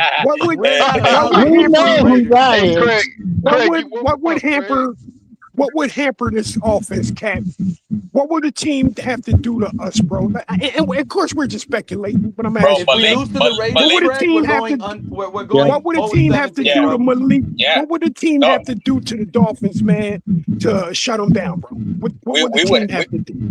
We would have to start off like 0-8 for something to really pop off. I'm talking about specifically, bro. What would a team have to do to stop this offense? And specific, turnovers. I'm not talking about our record, bro. If Malik doesn't turn the ball over like the past couple of personnel did, then I think we'll be okay. And I think that's why they're developing the run game, so we don't have to throw that much. But if we do throw, it'll limit the turnover ratio. Yep. Right. So, like, if you ask me, man, already, man, I think defenses are going to have their hands full with this offense, bro. I really do, man. There's too many guys, there's too many things they have to guard. You're bringing up defense. To guard against, Cap. You're bringing up defense. That's what I'm focused on because we don't know what we got. Oh, you're talking about our defense, Cap? Our defense? Yeah, he's talking about our defense. I mean, there's that, Cap. There's that. But I said the offense, bro. You know what I'm saying? I spoke on that. No, I know. We're more focused on the offense, and I get it, rightfully so. But we haven't talked about. I mean, what is we the have defense? to talk what about are we? The defense. Yeah, we have to talk about the defense. Are we 4-3? Are we 3-4? What are we? I think we're 4-3. Well, who's the defensive coordinator? I think we're going to be 4-3 this year, they said. Who's the defensive coordinator, Cap? Yeah. Cap, who's our defensive coordinator, Cap? That's what I'm saying. That's what I'm saying. Sean like Duggan. that for me. He comes from Green Bay. But what's his name? Okay, he's from Green Bay. What was the system, man? Is he running 4-3 or 3-6? 4-3, just like 4-3. Halfley. Okay, okay. I feel better about the 4-3 than the 3-4. To be honest, man, I I really do do. too. I do Me too. too. And guys are saying, "Oh, Malik Willis." I'll tell you who there's pressure on defensive wise, and that's Josh Robinson. If he has another bad year, he may either be traded or let go. I I'm agree. hearing Sealer. I'm hearing Sealer or if it wasn't the center, I think it was Jackson. One or the other. Yeah, Austin Jackson. Austin Jackson. Because here's the thing with Sealer: if we get rid of him at 7 next year, it'd be 21 million in dead cap. I don't know if they're going to do that. I don't know the plan, but I'll tell you what. I actually feel good, even if we go 5-12, 6 whatever. I feel like there's finally a plan in place. If Zach gets at least, I mean, he's done it before, but if he gets close to 10 sacks, Yeah. I mean, then you would have to consider that, Yeah. Well, I don't know about you guys, man, but I'm just evaluating each game every week, bro. Yep. And I'm going to be looking for what we couldn't do at the last quarterback. You know what I'm saying? What we couldn't do, and then how we, you know what I'm saying, how we go forward, what we're doing with this quarterback, bro. I want to see this quarterback get us out of trouble and which the last quarterback couldn't. That's what I'm looking for, bro. And I hate team people right now. This team realistically has a higher ceiling than that Tua-led team ever had. You think, Pete? Yes. The ceiling on the quarterbacks that we have now, they're tremendously high. If Malik Willis becomes what these guys claim he can become, that's a hit. Yeah. That's a superstar quarterback. I'm not going to lie. I'd rather have all I want is I just want to know who my franchise quarterback is moving for the next decade. You got it. Yep. Only one Super Bowl is all we need in the next 5-10 years. Yep.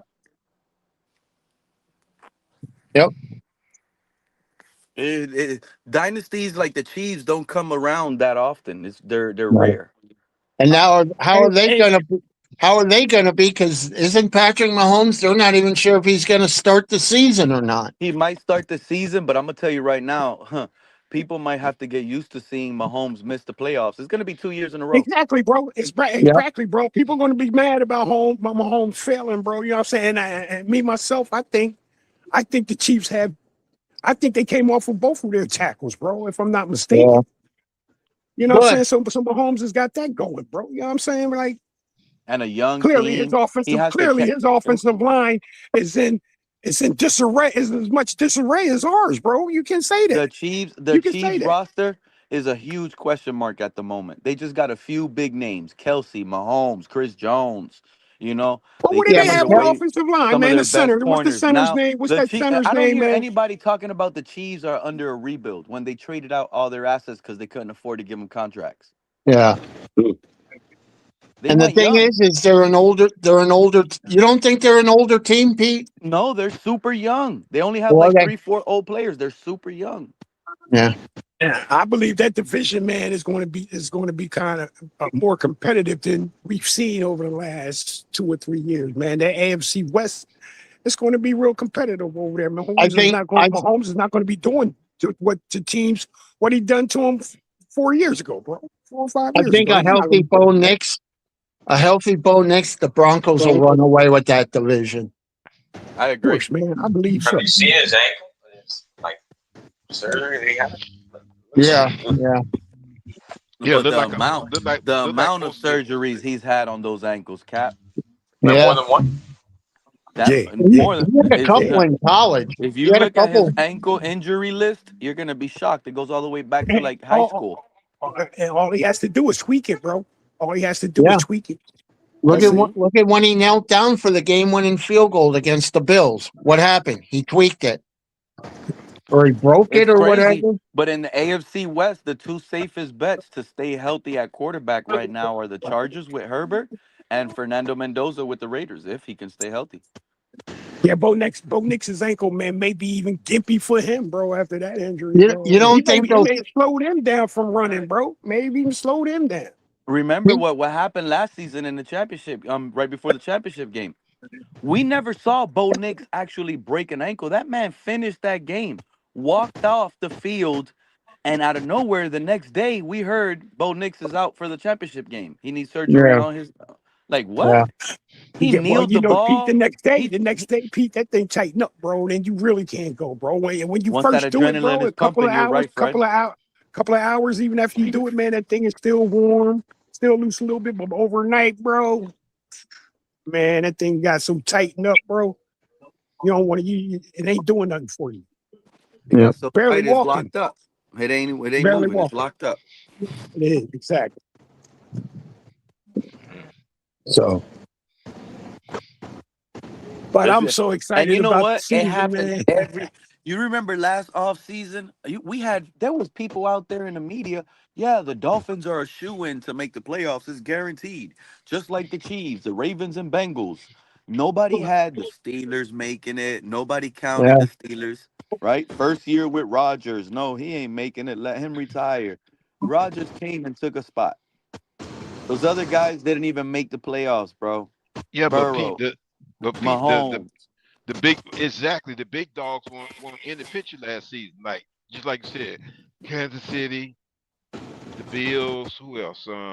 The Ravens. The Ravens. Yep, Is it yep. because It's of Yeah. like those they guys' all started contract? falling Is off. it because of those guys' contract? What it is, man? They can't get good players now, bro. Or are those teams going through that with those great quarterbacks like Mahomes, Josh Allen? You know what I'm saying? Is it because of their contracts that they're starting to lose talent on the team, bro? It can I'm be. just asking. It can I'm be. just asking. That's a Of good course. question. Why you think Yeah. Mahomes kind of restructured his deal to get a little bit more cap space? Yeah. Okay. Okay. It's ruining them. And in reality, if you pay a quarterback top 5 money, you better have a good drafting regime. Yeah, You Yep. have to hit on I get draft that. picks. And when I mean hit, the first 2 rounds, they got to be starters all the Yep. time. And they got to be I good get that. players too. It can't be just Greer or Salvanea guys. Yep. Mm. I get that. Okay. You I got to can't be wait to elite at see. drafting. I Once you can't wait to find your see. franchise and he's getting that contract, it's inevitable. You find a franchise guy, you got to pay him big bucks. You have to. So it's what moves the needle in this business. Yeah. I can't wait to see Proctor and Paul next to each other. Oh man, you talking about two big guys? Good Yep. grief. And that's Again, smart. and And that's man, smart Grumpy was starting up him at here. guard. EM came up here earlier. He lasted like 2 minutes. You guys ran him away, man. I'm sorry, Oh, I EM, but wasn't here. What did he say? I he was didn't on even call. get to say a word. But I wanted to talk about what we talked about on the Twitter space with Grumpy because I don't know, man. Jeff Halfley telling Malik Willis to slow down the leadership, and now this left tackle we Hold drafted up, man. No, no, while man. having a I ain't left tackle. slow down the That leadership, bro. He told Malik to do that, bro. in a sense, yeah. Oh, in a And that's sense. Come on, okay. Pete. Come on. See, And see, that's that's what I'm okay, talking Pete. about, Pete. In a Pete, it's sense, bro. okay. It's OTAs. I think he's mainly saying, don't get all crazy now. Wait till, preseason and all that stuff. Well, I heard Greg Dulcich's interview, bro, and in the interview he gave, bro, he praised Malik, man. Malik said Oh, did he? everybody gravitates to this guy, man. Everybody wants to work with this guy, bro. That's what I heard from the tight Well, end. that's a You good know what I'm thing then. saying? That's a Yeah, good Yeah, thing. I seen that that's a same good thing. interview too. Yep, Fred right That's a on good thing. Unlike Tua, he didn't see I'm players not to just have a saying that, future, but huh? go look at the Dolchich interview, bro. I'm not just Yeah. putting that out there. Just go listen to the No, I Dolchich know. interview, bro. I believe you, Fred. I'm with you. and Despite I'm what glad. Pete says. Mm. And I'm glad they kept. I'm glad they kept Dosage because I'm like I said, he I am has too, something Mr. in the Paul. attitude, man. Yeah, he's I am, Let solid. me Mr. He's solid. let I me am, tell you Mr. Paul. guys. I I am was too, Mr. telling Paul. EM, I was telling EM the other day, I was like, yo, EM, this left tackle is something weird, man. And I was telling Uh, him about Caden Proctor Oh and Lord. Patrick Paul, and we were talking about I'm alpha gonna males. use my one of them Mr. Park sayings. Oh Lord. Yeah, and you know what happened? Well, he was pretty much saying, Pete, it's good that you have those concerns, and you're kind of spot on, because based on what he heard, he said he got some backdoor information. How I wish I remember how he worded it, because EM, he just be going, but he was basically told me, he's like, yeah, there is a problem right now with Patrick Paul. Like, there's a concern with this new regime and Patrick Paul, and this is the reason Oh why we boy. drafted a left tackle. Oh God. And this is EM saying, based on the information he got from his sources, on the reason Well, why Proctor is drafted. Proctor, I think, was mainly drafted to eventually take over for Austin Jackson. I don't I think agree. I don't think he has to worry about a thing. The only thing he's got to worry about is himself. Because I like this new regime. Like when they talk to Halfley, we're not going to tolerate being late. We're not going to tolerate, like the couple guys that missed the OTAs. They're not happy about that. Yeah, What's and you know Patrick what? Paul's contract? If you gotta tell these players not to be late, you already don't got a coach. You need a coach that makes the players never want to be late. That's when you know you got a coach. Well, Coach but got what to be he's talking. So our coach got to sit here and teach these players not to be late. Like, we have a problem already. no, it's not a matter of that. Pete, No P. everybody deals with that. NFL and No P. college. A That man, lot of listen. That man does not want to see the same thing that we've been seeing on the Grim McDaniel. We Yep. don't want to see these players showing up late. We don't want to see these players on the sideline losing and sitting around joking and laughing with each other and losing the game. They don't want to see that. Yep. You know what? I'm They do glad you not want to said see that, that. Mr. Park. I'm gonna watch that Pittsburgh game again, just to see that. I'm gonna watch that Pittsburgh game just to see Tua laughing and smiling on the sideline in the fourth quarter. We're down, and what a joke, bro! What a joke of a team this guy was. We built around this guy. Hmm. Yep. Yep. Oh well, And he's a now let pop. the Falcons deal with him. There you go. I highly doubt Malik will be able to crack a smile, working his butt off, trying to get first downs, trying to pick this team up, and his team is losing in the fourth quarter. I promise you, Malik Willis is not with a smile on his face. I And that's promise you okay. that. That's okay. Of course it's okay. That's what you want to Yep. see. Yep. Yep. I want to see him mad that his team is losing. I Yep. want to see him frustrated that he feels he didn't do enough to pick up the Yep. team. You see, that's the type of leader I want at quarterback. Not blame the roster because it's full of 1-year Yep. contracts. I Yep. want Malik to go out there and say, "You know what? I didn't play my best. We didn't win because I didn't make enough plays." Yep. Not none of that. Oh, I Would- threw an interception because the receiver wasn't in his Yep. spot. Crap. That's Tua. I, That was Yep. Tua. I better not hear no Would you excuses. would you seen Tua at the rookies camp? No way. Never. And He's there there was in Malik Atlanta in the talking to rookie camp. Proctor and all the guys and getting to know them, and that's good. That's okay. That we're So that's you know. another thing. Tua's fake, bro. You know how fake Tua held out for the bag in Miami. Y'all listen to me. This cat is so fake, bro. He held out OTAs, training camp until he Yeah. got the bag. But Mm-hmm. yet, on a $1 million contract, that man showing up in Atlanta competing against Michael Penix. He's fake, Well, he bro. better enjoy his money because all he's got is this year and next year, and then that's it. This is his last, yeah, this is his last millions he'll get in his bank account. He just got to Yep. ride through the wave. Yep. So he's gonna be happy on the sideline in Atlanta. Yeah. Yeah, And he got. Until they're losing, unless they're he's still losing gonna be bad. happy on the side. We were Oh losing to yeah. Pittsburgh, Craig. He was happy on the sideline. Yep. Yep. You don't remember how Aaron Brewer Yeah. was looking at him? Aaron Brewer gave him a look. I promise you. That Yep. day, Aaron Brewer gave me, like, I read his body language, and I knew exactly what Aaron Brewer was thinking. He was like, Tua's a freaking idiot, bro. No, he's saying I want to go punch this guy right in the nose. Yes.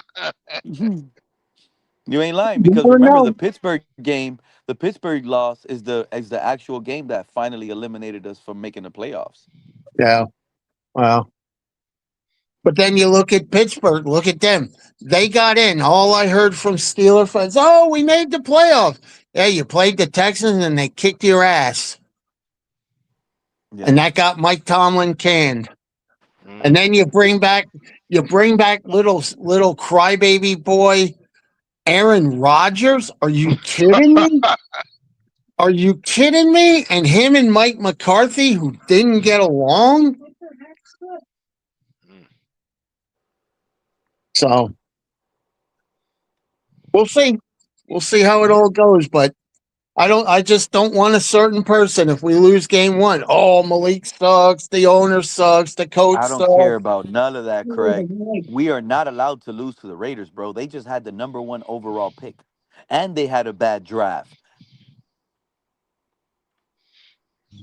They got Crosby. That's about it. We're better than That's the right. They Raiders. sure did. They got rid of Max Crosby. No, they he's they back haven't with gotten them. rid of Max Crosby. Oh, he's Max back with Crosby, them. Max Crosby, he's back there, but he might not play there. He might get moved. He still might get moved. Yeah, because the Bengals did them wrong, remember? Or The no, the Ravens. Ravens. It was the The Ravens Ravens did didn't that do trade anybody wrong. wrong. There's nothing wrong with telling someone, yeah, let's make a trade, and then at the last second, no, I don't want to make a trade anymore. Yeah, but wasn't it they said he failed the physical? The Ravens. It was BS though. They wanted their picks back. Yeah. It was a bad trade by the Ravens at first, regardless. You don't give up 2 firsts for a 31-year-old Max Crosby. You just don't. Especially with a high contract like that. You're better off getting Trey Hendrickson for free in free agency. Let's be honest. So, listen, my phone's about to die. I gotta head out, and I want to watch some of the Vegas Colorado game because I'm a Vegas fan. And people are saying, "Oh, they don't stand a chance." I said, "You want to bet?" Since they started this President's Trophy thing, I think it's like 32, 33 years ago. Only 8 of them have ever made it to the Stanley Cup, and only 3 of them have ever won the Stanley Cup. Panthers, right? Craig, fan Panthers how had the you Florida. can. Go enjoy your favorite team, my guy. Have fun watching it. Yep. I'll talk to you later, guys. Take care. All right, Craig. Have Take a it great easy. night. Yep. I might get ready to jump off of myself. Yeah, we're pretty much done. Cap, Craig, 3K, Liz. Appreciate Oh you my guys. God, Thanks, Oh my B. goodness, we have not let Liz let Liz talk. talk. Liz, That's right. Oh my goodness. Sorry about that, Liz. you know what? I'm a ban myself for that. You know that, Liz? You have the show next episode. It's all Yeah, yours. and I usually speak up for Liz to talk anyway. I nodded off for a little bit, so. Oh, okay. Did you nod off when Color and Real Talk were arguing, or was that like that was a Yeah, we both nodded off. shout out to Color? It gets hot in this RV, so it tends to put us to sleep sometimes. Oh, I can understand that. Good for you guys. Well, that's about it. Thank you all. Shout out to the chat. We're gonna be live. The more information we get, the more Dolphins material we get. We go live, we check it out, and we go ahead and do what we do. You guys have a great night. All right. You too. Paul and Everybody else everybody too. else.